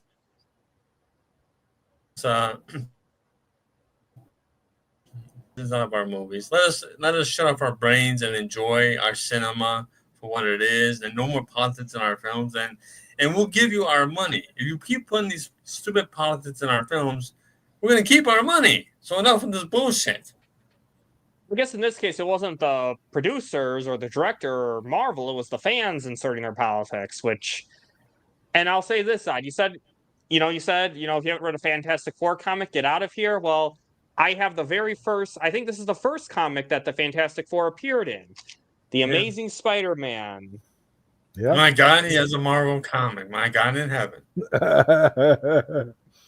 And Socks, am I right? Is this the first comic that they appeared in? Yes. Wait a minute. Why do you have a Marvel comic, you DC fan? What the hell are you doing with a Marvel comic? When I was younger, my nana was getting mailed. When I was younger, though, I mean, I know you're just messing with me, but when I was younger, my nana got these comics mailed to her house with like the newspaper every week or something, and then she gave them to me. So, because I like superheroes. Nice. So I got a bunch of these. I got a bunch of these Spider-Man comics in here right now. So, yep. So, but since you were talking about having read a Fantastic Four comic book, I wanted to pull this up at some point. But I mean, to be fair, Sin Havoc, DC is DC right now. So DC is not even DC anymore. So Marvel, Dan. But anyways, well, okay, come on, Sin Havoc, do better than that. Okay, you can't be Marvel, Dan. I would say like Spider-Man. You're creative. No, you're not Marvel, Dan. You're not Spider, Dan. You're not anything. You're One Punch, Dan. Okay, now let's just call a spade a spade. Okay, you're One Punch, Dan. All right. But anyways, do you have anything else you want to say about Sue Storm? I loved her. I thought she was incredible. Of course, I'm going to be honest with you. I didn't even like the last iterations of the Fantastic Four that they did, the one with Jessica Alba. But I liked Jessica Alba as Sue Storm too, because Jessica Alba was gorgeous. But my thing is, she did a great job. Kirby did a wonderful job in this movie, and I think people need to shuck their politics at the door and just enjoy a movie. Stop doing that, because they're ruining movies. They're ruining cinema. They're ruining it for themselves, and they're ruining it for the rest of us. I mean, because I'm going to say this right now, and this might be controversial. As much as I hated James Gunn, and as much as I hate his take on Superman, that movie didn't have any of that politics and stuff in it either. It really didn't. It wasn't. Okay? It wasn't a good movie, but it didn't have any of that stuff either. So when people criticize it for that, I kind of get mad because that's not the problem. That wasn't the issue. And if they're going to attack this here and they're going to attack Sue Storm as a girl boss, they are grossly, doing themselves and this movie a disservice. 100%. Absolutely, Zod. Absolutely. As for the Superman criticism, though, I do actually blame Gunn and Sean a little bit because of their interviews. They were kind of saying some of that stuff, but I can't. Right. They said they didn't help because they're idiots, but the movie itself doesn't really. Yeah. But that Middle East conflict, that could have been anything. Really, it wasn't. It wasn't fleshed out enough to be taken seriously. But okay, I just have to say, but I did. I loved Sue Storm. I thought she was great. So, and I'll say this too. For me, I didn't hear any of that criticism because I would have never gotten the vibe of her being a girl boss if I didn't hear that this was actually a criticism here and now, because she wasn't to me. The only time she argued with Reed Richards was the fact that she's his wife and he's her husband. That happens with married couples, people. The wife and the husband, they will argue at certain points. This happens, and especially when Kimber did, she's gonna put her foot down. That's gonna happen. But she was also an inspiring person too. What I love about this character was the big speech she gave. Regardless of whether or not I think it should have unanimously united the entire world, I do like the fact that she gave a powerful speech. It was a great speech, and I really like that with this character, is that she gave the people a reason to defend the baby, not just to defend her baby, not just, please defend our baby, we don't want to give him up. It was, she gave a reason that we have to work together. And I really like that. And she was supportive. She's supportive of Reed Richards, of her husband. She's supportive of her team. She's a great character altogether. And I like that she even said, when Reed Richards had the idea that, we have to use Franklin as bait, she was even willing. It's like, there is no other way. She was even saying, I saw it in your face. I know you have this idea, and I know you don't want to say it, but we have to do it. And I really like that with this character. As protective as she is with her baby, she's also practical at certain points. It's like, there was no other way to lure Galactus. You had to use Franklin. There was no other way, and she was willing to do that. But still keep him safe, absolutely. But that's why I like this character, is that she's protective of her baby, but she's also smart when she needs to be. And yeah, exactly. She's a great actress. She was a phenomenal actress in that movie. Vanessa Kirby did a great job. So absolutely, great character all around. And you know what? She was one of the only people. She was also, what I liked is she supported her brother too. Johnny Storm. What I like about this character, he was smart. He wasn't like Chris Evans, where you really wonder, why was Chris Evans up in space in the first place? There's no reason for Chris Evans' character to be up in space. This guy right here was actually a genius. The way that he was translating what Silver Surfer said to him, and that he showed it to Vanessa, or the Sue, and at first she was kind of doubting it, but when he showed her something, she encouraged him to pursue that avenue. So I really like that. And with Johnny Storm, people were concerned that he wasn't a ladies' man in that movie, because I know that's a big part of his character, or that it wasn't played the way it was in the original movies, but there were certain points where he was definitely thinking with his deck. With Silver Surfer, there were certain moments where he could, I definitely think he was thinking with this part of his body down here. I'm not going to lie.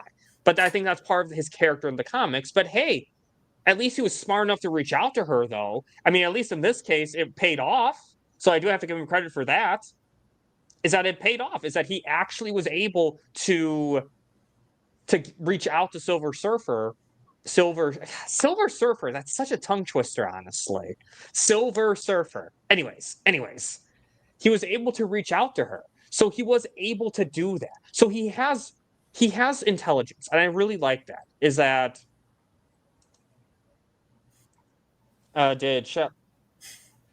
No, I'm Sin Havoc. This is not a family-friendly channel. This is definitely not a family-friendly channel. So, but anyways, I don't know. I mean, not too much more to say, but I think great character. I really like the segment when Chase Silver Surfer up in the space, and I was thinking in my head, oh my god, I'd be scared to do that. You're like, because again, he's up in space, he's going to lose oxygen. I don't know how he was able to breathe. I guess he was close enough that maybe he could still breathe a little bit. I don't know how all that sciencey, mathy stuff works, so I'm not going to try to understand that. But I did like that scene, though. It was definitely brave of that character, but we'll start with you, Zod. What's your thoughts on Human Torch in this movie? I liked it. I enjoyed his performance. I thought he was actually Johnny Storm, and I liked that he actually got cast by somebody who resembles the character. I liked that he was very Johnny Storm, and I did like his crush on Shala. I thought that was pretty awesome because I mean, if you're the Human Torch and you can fly up there and you can get that close to her and she's looking all silvery and cute like that, I'm sure he, I'm sure it was appealing to him and it helped. So he was motivated by the fact that he's a ladies' man and he wanted to.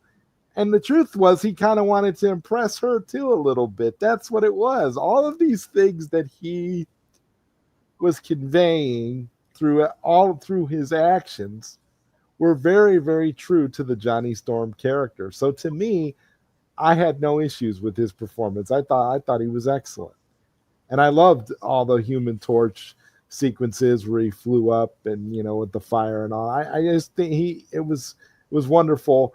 Although we didn't get any flame-ons, which was kind of which was a little bit weird. I was expecting to hear it at least once in the movie, but it was kind of like similar to how they kind of kept trying to get Ben Grimm to say it's clobbering time. But you kind of get that a little bit. But I was expecting to at least hear one flame on in the movie. But aside from that, though, yeah, no, I took no issues with Johnny Storm. I thought he was excellent.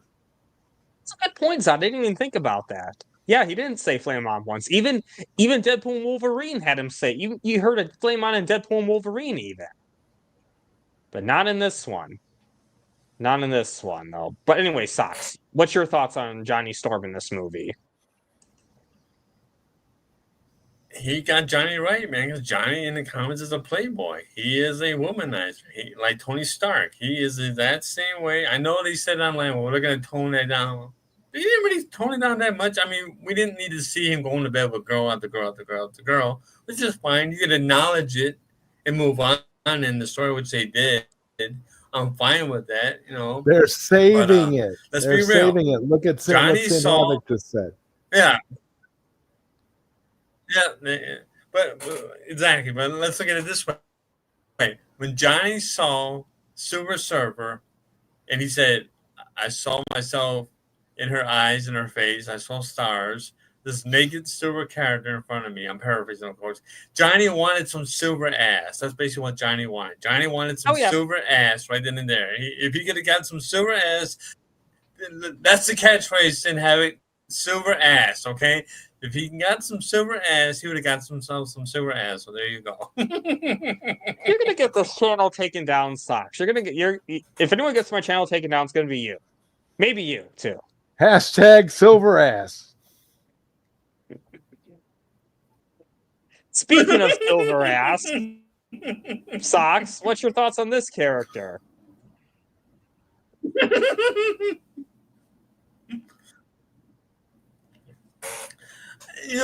I know there was a big stink about, Shia LaBeouf, Silver Surfer. Everyone said, well, where's Norman Rad? Where's Norman Rad? Did people seem to forget that Norman Rad is still coming in the MCU? This is in a different dimension.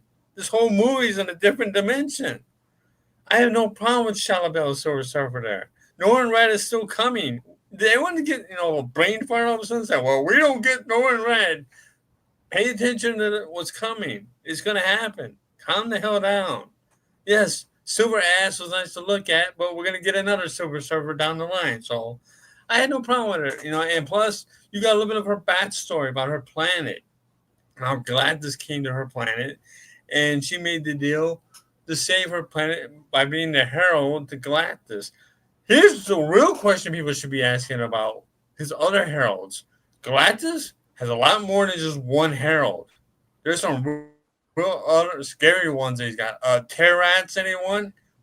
Nova is another one. Let's see. There's like 5 or 6 of these heralds, man, and some of them are really scary, powerful. So look out for those guys.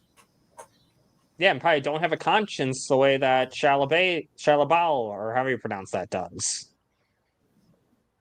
Shalabel, yeah. Shalabal. Anyways, Zodwriter, you. What's your thoughts on her character? Shalabel. Oh yeah, sorry, Sox. But no.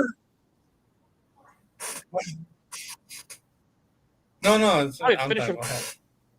Okay, Zodwriter, your thoughts. Okay. Well, at first I kind of, in the beginning, I kind of thought it was funny because she just reminded me a little bit too much of the character that I'm creating for One Punch Man in terms of her look, just being silvery and metallic. She kind of reminded me a lot of my midnight black metallic villain for One Punch Man, Isage, but she's nothing like Isage, and she's actually not the same type of character at all. So I was very, very happy about that. So now that I've said that, I will say that I appreciated her character. It was nice seeing her in there, and just like Sock says, we're going to get Norrin Rad eventually. So those that are clamoring for the real, so it's much like the John Krasinski situation for Reed Richards. How you got a different Reed Richards in the Multiverse of Madness than the Reed Richards that we got in this universe. And it's going to be the same thing when Galactus actually comes to the MCU. Because this is outside of the MCU that we know of, right? This is outside of that. So she was good, though. I had no issues with her character. I thought it was cool. And I thought it was nice that she had a conscience and she got kind of heroic at the end. And she saved her boyfriend, Johnny. So that was kind of neat. And Sox, did you know about this? Yeah, of course. I'm a Marvel guy. Duh. And Sid Havoc, yeah, I'm pretty sure Doomsday will be 2 movies. I mean, let's be honest here. I read an article that said they're going to try to stretch it out into 3 films. Oh, that wouldn't surprise me either.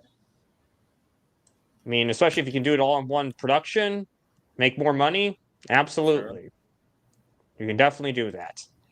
As for me, with Silver Surfer in this movie, I liked her a lot. I think she was a great character, and I loved her motivation, is that she was, in a way, she's kind of very parallel to Sue Storm, is that both are motivated to protect their kid, protect their planet, and then, she will want to specifically protect her kid too. Like, you saw her, a mom with her daughter, and was probably thinking about her daughter when she wanted the planet spared.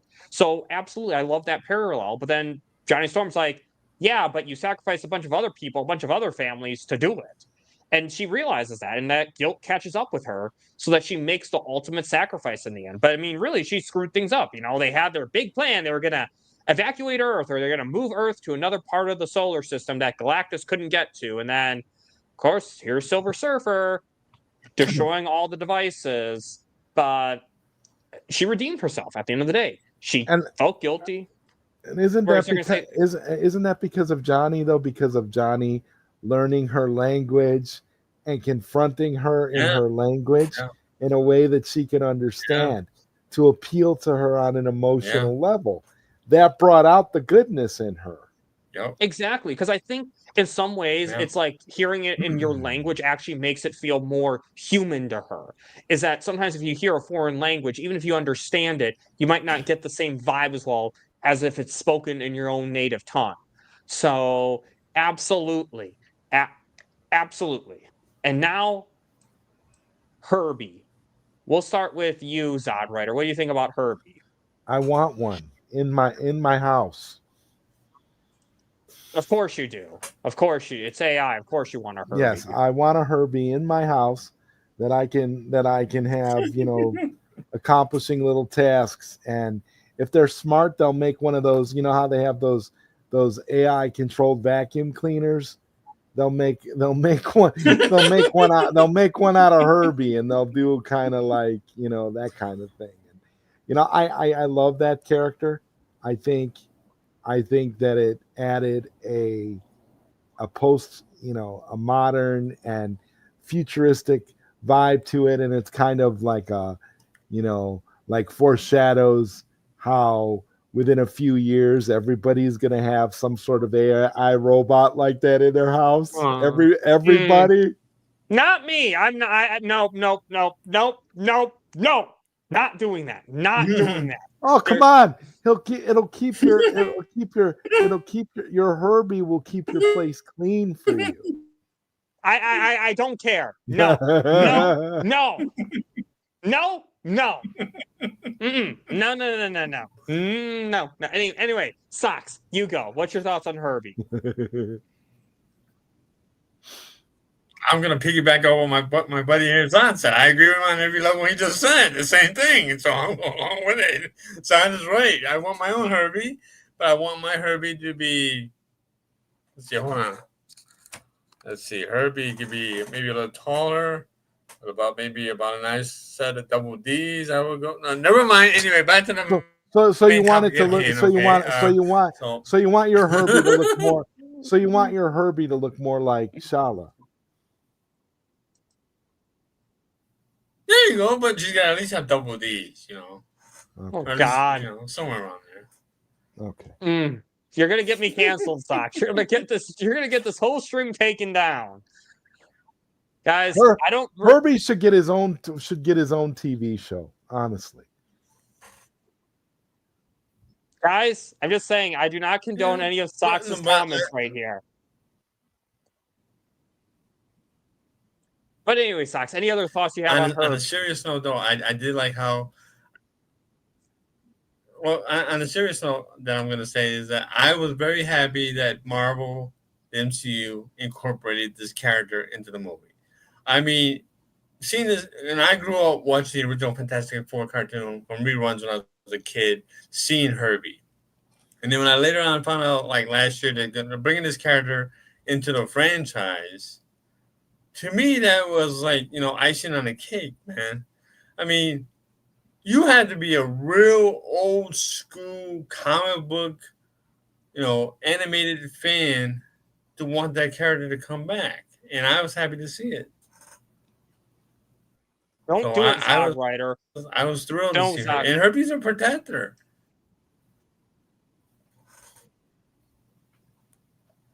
Yeah, I mean, Herbie, I did like the character in this movie. Because again, I like robot characters in fictional, non-real movies. I think he was a great character. I like that he was able to do all of Reed Richards' tasks for him. And I thought it was really creative how the video cassette kind of creates a face for him with like his eyes. There's like the thingies, the tape that makes the video move. And it was like a very interesting way. He's like the ultimate retro futuristic characters. You got VHSs, which is, let's be honest, one of the most dinosaur-like technologies on the planet right now. Like, no one has a VHS anymore, let's be honest. But the fact that it's incorporated into such a futuristic element, like an AI type thing, I thought it was very creative. And no, Zodwriter, do not do this. Please, Zodwriter. No.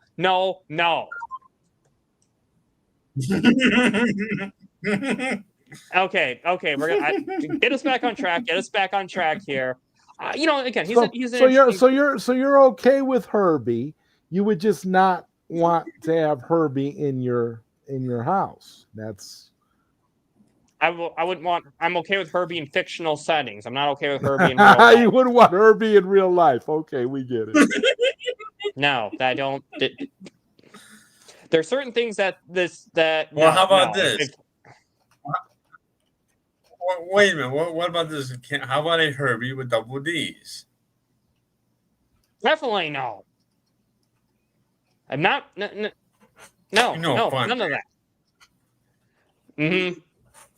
Yep. No fun. No fun. Well, Sin Havoc, I don't even know who you are, so I can't really make any comments, but yeah, overall though, I do like Herbie as a character. He's an interesting character, and he did a good job protecting Franklin at the end. So I gotta give him his props for that. Now, Harvey Elder / Mole Man. I'll be honest, when I see this character, all I can think about is The Incredibles with Underminer. Because that's what I think of. That's who I think of when I see Mole Man. I'm sure Underminer from The Incredibles is based off Mole Man in this movie, the comic books, but interesting character. I liked him. I liked, one of the highlights for Vanessa is that he was. I'm gonna finish this thought before I pull up Sin Havoc's comments. But anyways, I'll pull it up. I'll pull it up. I'm gonna finish this comment. I'm gonna finish this. What I was gonna say. So, anyways.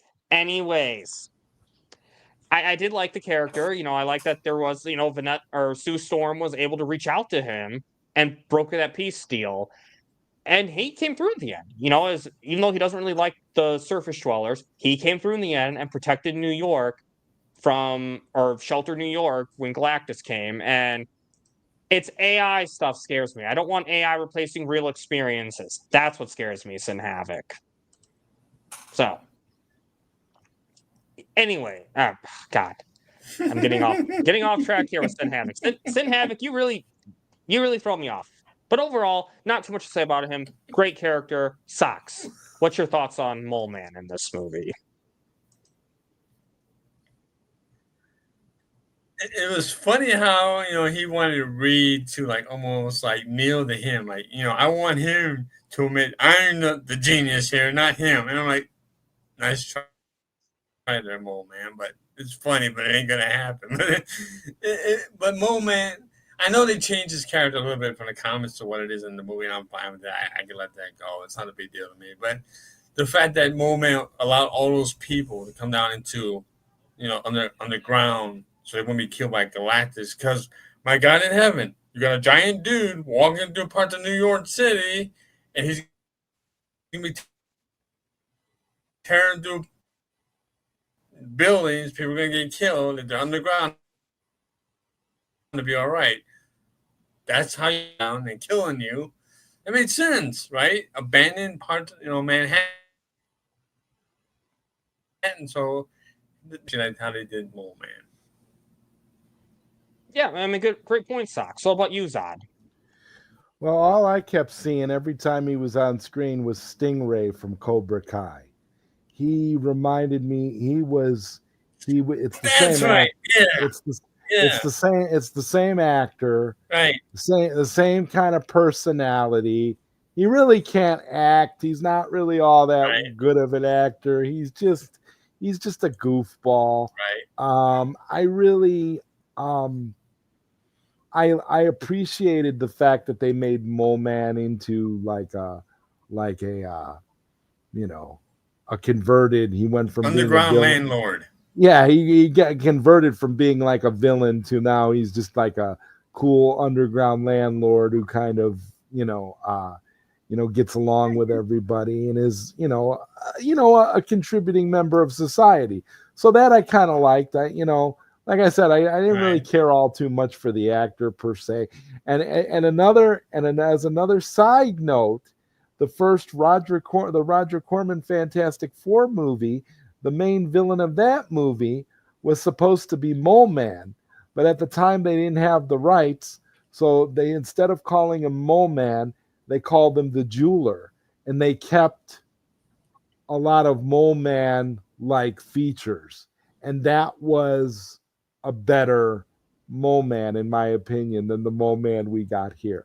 The Mole Man we got in this movie, it was nice to see, his change of heart, but my whole issue was just that the act. I honestly thought that he was kind of miscast, but that's just my one criticism. But other than that, no, I didn't really have any problem. I thought the character was okay. And he's not a big part of the movie, so I was fine with this character. But yeah, I can understand what you're saying. Now, As for Galactus, the big bad, I have to be honest, the whole time I saw this character, when they're at his throne and they're pleading for mercy, the whole time I'm just like, where's Batman when you need him? Where's Batman when you need him? That's all that like immediately came to my mind. Batman would have taken this guy down in a heartbeat. So, but on a serious note, I love Galactus's character. He's so menacing. He has such a great voice and a very intimidating, scary voice.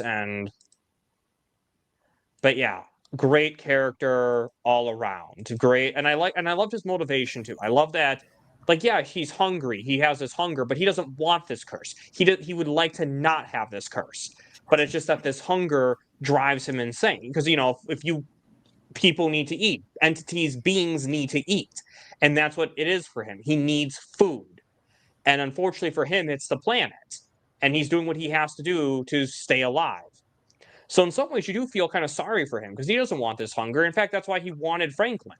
He didn't want this curse. He was like, "Hey, give me Franklin. I don't want this curse anymore. I just want to live a normal life and not be cursed." So it's a great motivation and very intimidating. Very, yes, Sin Havoc. Batman can take on Galactus. Batman can beat anyone. Batman would find a way. So, yes, Batman would beat Galactus. But Sox isn't here right now, so we'll visit that rant when Sox returns. But what about you, Zod? What's your thoughts on Galactus? I absolutely loved it. I thought Galactus for me was the highlight of the film because he was comic book menacing. He was completely, I mean, the fact that they've brought Galactus to life on screen was unbelievable. I was blown away, and it was menacing the entire time. It was like on the level of like the first time we saw Darkseid in Zack Snyder's Justice League. Galactus is a top tier Marvel villain, and to me, that particular, I mean, just the way he was depicted, I thought it was great. I loved everything about it, Batman. I don't know, I can't say enough. I'm a big fan of the way they did Galactus in this film. I thought the shots were beautiful. I thought everything that his glowing eyes. I mean, the scope and size and the way he was when he was on Earth, and he was just walking through everything to get to baby Franklin. I thought it was just magnificent. I loved it. I loved everything about it. I have no complaints about Galactus at all. And hey, you know what? At least he wasn't a giant cloud this time.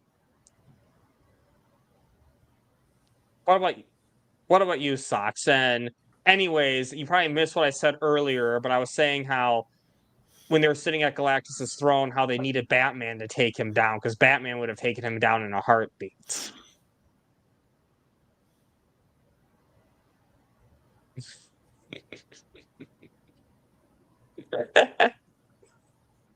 Yeah, that's, you know what that means. I already explained it. Here's what I feel. You have to, when you watch this movie, because small TVs don't do it justice, you got to see this on the big screen. Just for Galactus. The biggest screen. Galactus is terrifying. Without a doubt, yeah. Galactus is terrifying. This is an Omega level. Oh my God. IMAX. And it is when he gets on Earth and he turns around looking at the Statue of Liberty, that is just terrifying. And the actor that he has to do the voice of Galactus is terrifying. I mean, just his very presence, okay? Galactus is such a threat that, like Sin Havoc, I'm agreeing with what Sin Havoc just said. Batman alone cannot take down Galactus, okay? You better have Superman on your side. You better have Captain Marvel or Shazam on your side. You better have the entire Justice League on your side to take down Galactus, okay? Because Galactus, oh, and by the way, this is going to get me banned. I have to say this. There is a DC Marvel story. I have it. Silver Surfer, and I think it's the Green Lantern. Darkseid's Omega beams have no effect on Galactus. Thank you. 0. I had the issue, Batman. Suck it. Well, yeah, I mean, but Darkseid's Omega beams couldn't even reach Batman. But so honestly, though, I'm getting goofy. Well, yeah, but and that's a testament on its own, and I'm not taking anything away from that. But Galactus, man, there's very few ways to beat him. I'm not saying he's unbeatable, but he's a god, dude. This dude is right. He's not unbeatable because they somehow so beat him in Fantastic Four. But okay, right. But how they did it made sense, though. It was actually and the way they beat him, they just go on. I was just gonna say it made sense. So go on, Sox. Well, the way they did it, they basically just pushed him through that hole, that teleportation, man, to get rid of him because they didn't beat him on a. You didn't even see yet Galactus's energy powers. What do you see that? Okay, he does have energy abilities. You ain't seen that yet. Well, let's see if he actually returns in Doomsday or Secret Yeah, Wars. He wasn't. I don't think Galactus was at his full threat level in this movie. I think Galactus was tired. He wanted to go to sleep. He wanted to rest. He was weathered. Right. I don't think I think that's the only reason why they succeeded in being able to even push him through, because if he was strong and he was on full strength, I don't think they would have gotten away with that. I think he would have saw through that.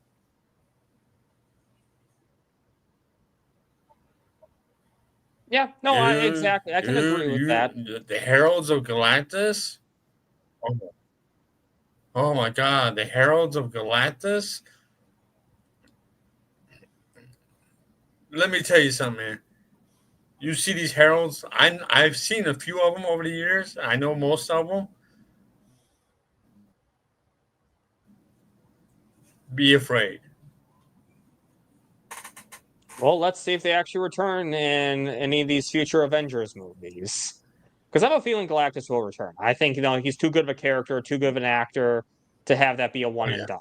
They did it so well that it'd be a crime not to bring him back. Yeah, and who knows? I mean, Doctor Doom maybe would have a way to bring him back. If Doctor Doom could find a way to control him, that is. But now, Franklin. Read Secret Wars. Okay. I will. Anyways, we'll start with you, Zod. What's your thoughts on Franklin? Hold on. Batman, did you ever read the Secret Wars from 1984, 1985? The crossover? No, the only Secret Wars I've seen was from that Spider-Man the Animated Series. Homework, Batman. Homework. Okay. Secret Wars is awesome. That's also where you have Spider-Man wearing the alien costume in Secret Wars. Okay. Isn't that right? Sox isn't he wearing the black suit in Secret Wars? Yeah, I remember. Mikey had said that if all goes, and hopefully they didn't change it. I remember Mikey said this. Mikey had said that Tom Holland's Spider-Man gets the symbiote in Secret Wars. And becomes that's what Venom. I thought. He goes into a rage. He goes into a rage, and Tom Holland as that character as Venom is gonna fight both Tobey Maguire's Spider-Man and Andrew Garfield's Spider-Man, and Tobey yeah. Maguire's Spider-Man is going to die in Secret Wars. I do remember Mikey saying that. That will be a very interesting storyline. That definitely cannot wait to see. Yes, I know. Annihilation Wave. Oh. Damn. That story, dude, is that story came out. That story came out the same time as Civil War did. To me, that story is better than Civil War. Yeah. Well, I mean, hopefully it'll be a better movie than Civil War 2. Anyways, Zod. Anyways, before Sox gets much more mad at me. Anyway. What's your thoughts on Franklin in this movie? On the cute little baby? The OP baby where the Fantastic Four had their Martha moment in this movie. Because we know the baby brought Sue Storm back to life. So yeah. I will say this. I think it was awesome to see the baby having, that much power so early on. My favorite scene was where Galactus was holding him up, and you just see him floating, standing straight up in the air like that with the blue energy surrounding him.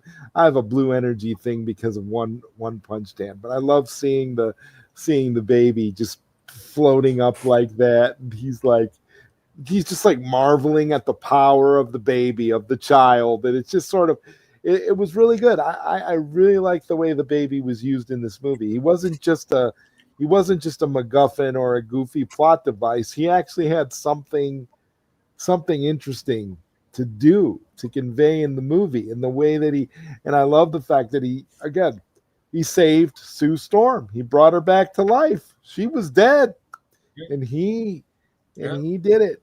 The baby knew to bring his mother back to life. That kid is going to be a god.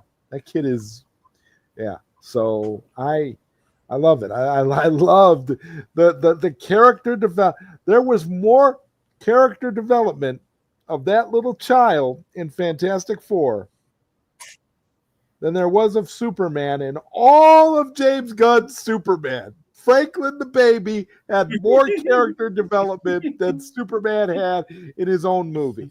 So let that sink in. I could believe that. I could definitely believe that. Believe it. It's true. All of it. What about you, Sox? What's your thoughts on Franklin in this movie?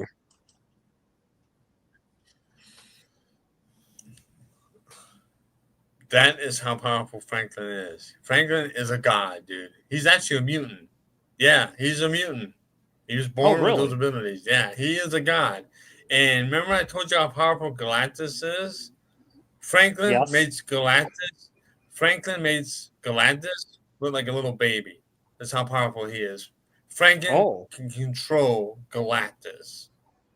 Yeah. Franklin ain't no joke. So in the comics, Galactus has his heralds. Galactus is a herald of Franklin in the comics. Yeah. Does Franklin go bad at all then? Because there's no Batman. So Batman. Go ahead. I was going to ask, does Franklin go bad at all? Because it's like you have such a powerful... that's true. No, Franklin's a good guy. He's always been a good guy. Franklin created his own universe, dude, in the comics. Oh. Okay. Damn. Yeah, he's OP, man. And I love and they foreshadowed to the Fantastic Five. Yes. Right. Yeah. Right. Batman can't badass, dude. Batman can't take out the Fantastic Five. Come on now. Yeah, he can. He absolutely can. Anyways, for me somebody though, needs to teach Batman about the Fantastic Four. anyways, for me, I liked Franklin. I thought he was a great character, very cute baby. I kind of knew he was going to save Sue Storm at the end. I was like, okay, Franklin's going to totally be the one to bringing her back to life. And I was right. He did. So, but overall, great character. I liked him. Cute baby. And now, the final fight. The big fight. We'll start with you, Sox. What was your thought on the final fight of this movie?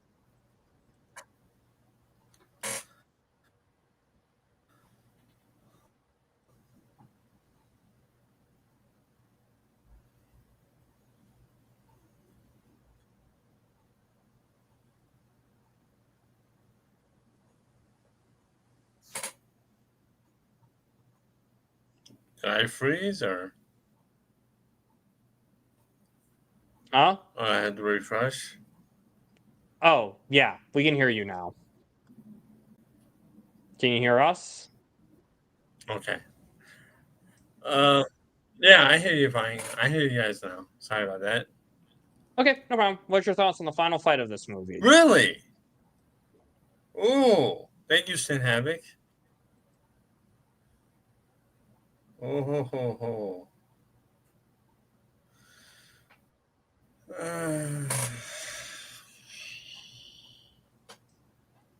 Damn.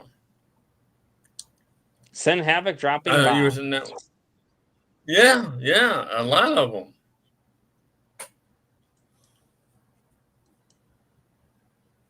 But anyways, what's your thoughts on the final fight of this movie? Oh, so you want me to talk about the final fight now? Yep. It can't. You can see. I loved how it was all together fighting Galactus, right? And it wasn't just Sue Storm and Silver Surfer beating by themselves. Everybody contributed into this fight. Okay, everybody. Ben, Reed, Johnny, Sue, and of course Silver Surfer. Everybody contributed to the final battle. It wasn't just two characters and the guys had to stay out of it. There was none of that. Now the woke politic people were out there that the two girls did all the fighting and the guys just stayed on the sidelines. That's bullshit. That's not true at all. They all came together to save Franklin and save the world, and they did it perfectly. It made sense.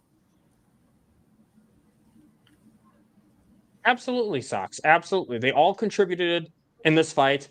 And even Sue Storm, even though she did that, what I liked about that, even after she used her invisibility force field to move him into the portal, I like that it basically killed her. It shows her why she can't do that all the time. Because you have to, if you're going to have her be that powerful, you have to explain why can't she do this all the time? Well, they explained it, because if she does this all the time, she'll die. That's what will happen. And yeah, it was just overall, it was a great fight. I like they evacuated the city. They thought about that.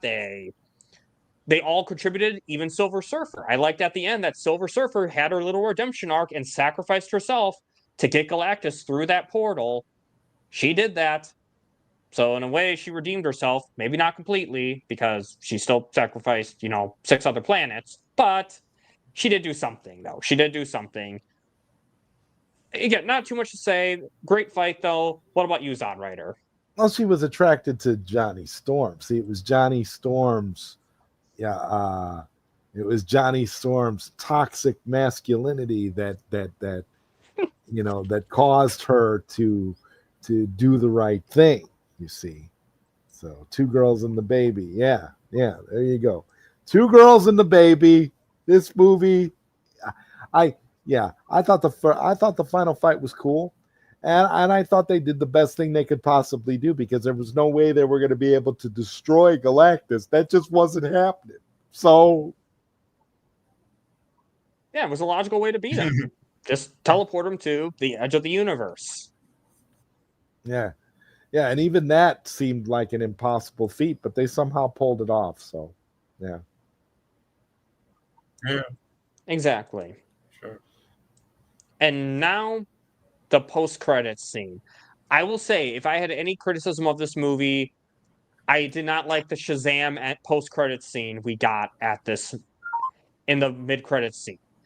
I guess I had my expectations up high because they advertised the Russo brothers directed this scene. It was so exciting.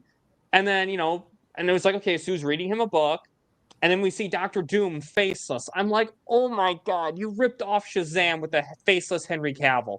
You couldn't just show Robert Downey Jr. Because apparently I read, I don't know how true this is, but apparently that was actually Robert Downey Jr. That wasn't some stand-in. They actually did get Robert Downey Jr. It's like, Yeah. show us his face then. Why are you show us his face? Why are you doing this? Yeah, that's what Marvel does. Remember, Marvel delivers while DC doesn't. So why didn't we see Robert Downey Jr.'s face? I agree with you. That made no sense. But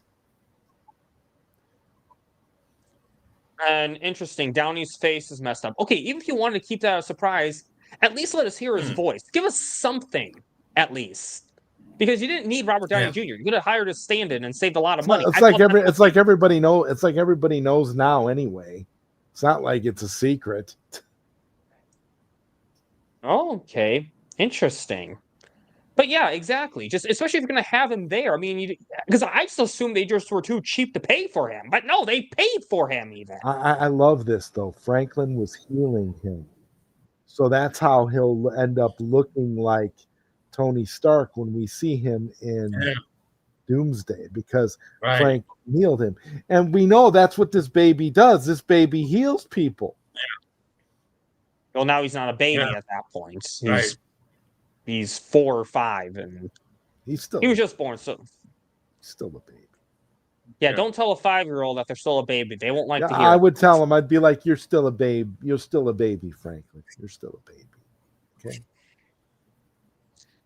But anyways, to wrap this up for me at least, the other post-credit scene was cute. It was fun. It was like, okay, a cute little intro, and I did like that they had paid tribute to Jack Kirby at the end. I liked the quote that they gave him. So it was just a nice little nod, and it's so funny. I always associated Jack Kirby with DC, and I forget. Oh yeah, I guess these writers play for both sides. They write for both DC and Marvel, because I don't know if you guys remember. Did you both see Superman the Animated Series? Yes. Remember when Darkseid killed Dan Turbin? Yes. Yeah, that was actually a tribute. That was a tribute to Jack Kirby. I guess because Jack Kirby, created the character. Yeah. So that's why. So I thought that was nice. But anyways, we'll go with you, Zod, next. So, what are your thoughts on the post-credit scenes and the Kirby quote? Well, I agree with you about not showing Reed's face. I agree Dr. Doom's face. I agree with everything you said. I thought the Kirby quote was nice. I appreciated both post-credit scenes. I think this movie all around was a winner. So I'm very happy. I really am. I had a hard time being really critical of this movie. I honestly expected to be a lot more critical. In fact, at one point I expected not to like it based on the things that I saw, because I didn't like any of the trailers for this movie. But when I saw this as a whole, the post-credits stuff was good. I don't know. I think they got a winner this time. What about you, Socks? I'm going to go against pretty much what you two just said, and out of respect, I like not seeing Doom's face. I like that we got to see the hood, and we got to see Franklin touching him. I like that mystery, because we know it's Doom. We know that's setting out for the sequel, Avengers Doom's, for the Doomsday movie. I had no problem with it. I was able, because I got what was there. I could feel it. So I had no issue with that. I can wait. I could, wait my time to see Doom's face down the line. I have no problem with that. The very fact that he was able to appear in the Baxter building, like that, out of nowhere, because Doom does have certain abilities that he can do certain things, and he goes right to Franklin. And I kind of like that sort of thing. It adds to what's coming, and I appreciate that, and so I had no problem with it whatsoever. And by the way, if Polaris shows up later on in the new movies that are coming, back then that's Magneto's other daughter. So yeah, that's Peter and Wanda's stepsister, and she is just as powerful as her father. She's a mistress of magnetism. That's Lauren.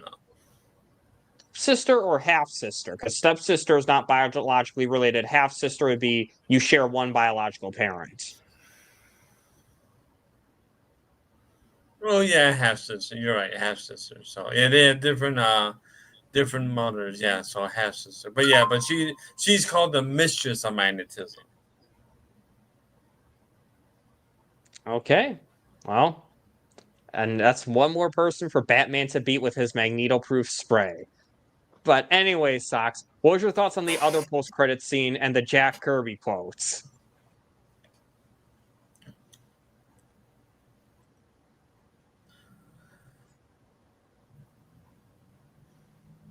Oh, the other post credit scene, the one that they showed the final credits. I mean, it was cute. I didn't have any real feelings towards it. I appreciate what it was. I don't hate it. I don't love it. But it was nice to see. You don't have to stay for that final credit if you don't want to. For that final scene if you don't want to. So it doesn't. It's not gonna be incorporated into anything else like the mid credit scene was. But the Jack Kirby quote was the icing on the cake. That's the one that I wasn't expecting, that I got a chance to see that. And it was a nice way to honor one of the founding fathers of Marvel Comics, one of the founding fathers of building, the 616, and help create the Fantastic Four. Because Jack Kirby deserves his respect. He does.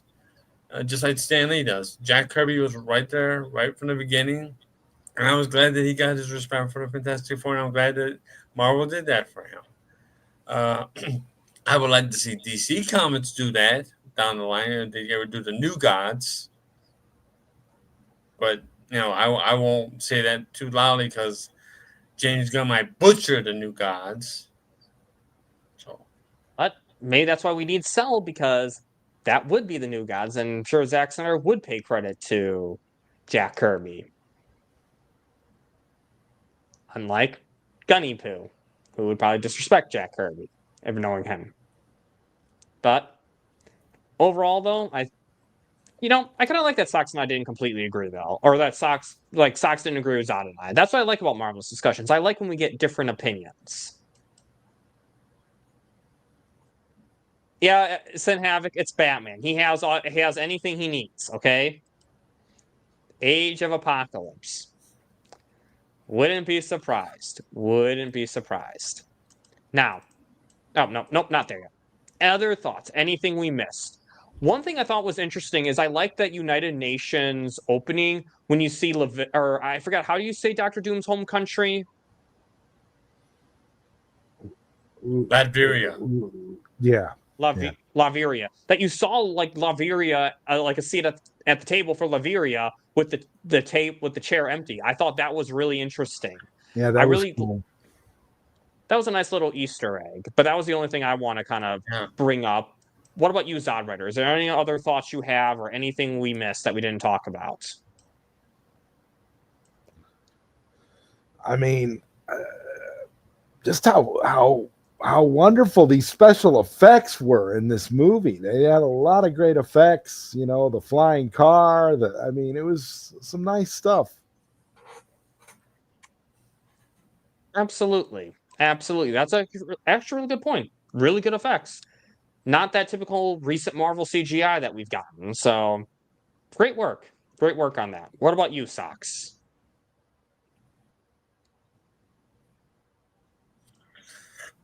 I wish the story was longer. I wish the movie was a little bit longer than what it was. I know they cut out some stuff like Red Ghost and some things, but I wish it was longer. I would have been happy if the movie would have been like over 2 hours, like maybe 2.5 we'll hours. Get a director's cut. I think there was probably stuff in that movie we didn't get. We should. I hope so. I do. I want to see a longer movie. A longer extended cut of this movie because it was really good. Unfortunately, the director said we're not getting one. I would have liked to see one too, but I read that we're not getting one, unfortunately, that there is no director's cut for this movie. But hey, who knows? If this movie does really well, they might be like, Marvel might be like, hey, maybe we could get some money with some physical releases of the director's cut, like they did with BVS for Zack Snyder. I mean, look at how well the director's cut of BVS sold. I mean, I'm just saying the same thing could happen with Fantastic Four First Steps. So plans can change. Things can change. I'm just saying as it stands right now, we're not getting one. But maybe if we need it, fans need a campaign. So, but yeah, absolutely though. And overall though, great movie. I think it's a phenomenal movie. And we'll start with you, Zod. Any final thoughts and what's your rating? I really, really enjoyed this movie more than I expected. I actually am very happy to have joined you guys. So thank you, Bat Dan, for allowing me to come on here with you guys for this episode. I honestly, I got to give this movie an 8.5 out of 10. I thought it was really, really great. Good. I'm glad you liked it. I'm really glad. And Zod, you're always welcome on any of my shows. Absolutely. And on Marvelous Discussions, Sox and I'm sure we would always love to have you on. So you're welcome anytime. And thank you for coming on. I really, really appreciate it. What about you, Sox? What's your final thoughts on this movie and what's your overall rating? I give it a 9 out of 10. Only reason why I give it a 9 out of 10 and not a whole 10 altogether is because I wish the movie was longer. I really do. I really enjoyed this movie. I love the story. I love the character development. I love the special effects. Galactus is terrifying. I mean, literally, Galactus is terrifying. So scary. But I wish the story was longer. I felt like they could have added at least another 40 minutes to this whole story, and it would have been just fine. I dedication to Jack Kirby. I think it's a solid movie all the way around. I really have no bad feelings towards this film other than I wish the story was longer. I really do. That's the only gripe I got is that this movie could have been longer. I would have felt a lot better about it. But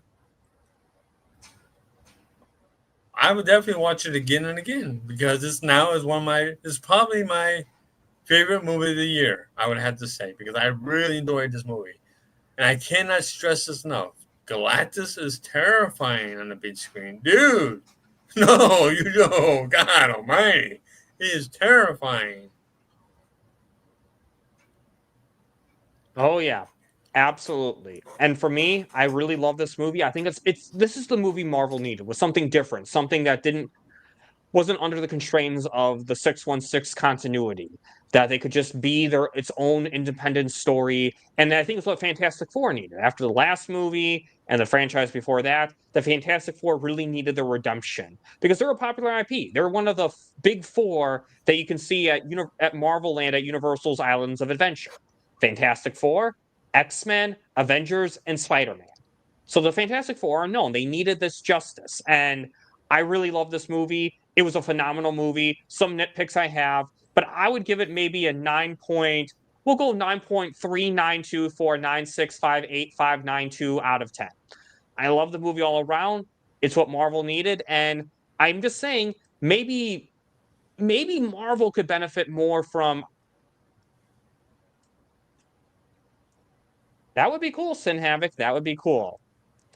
I would just say maybe Marvel could benefit from their. I don't want to say Elseworld because their version's What If, but they have a What If cartoon. But maybe they could benefit from some stories outside the regular Marvel cinematic universe. I think they could really benefit from that because they told their story. They have their cinematic universe, and I think it's time, maybe tell some stories that are not even in part of that same universe.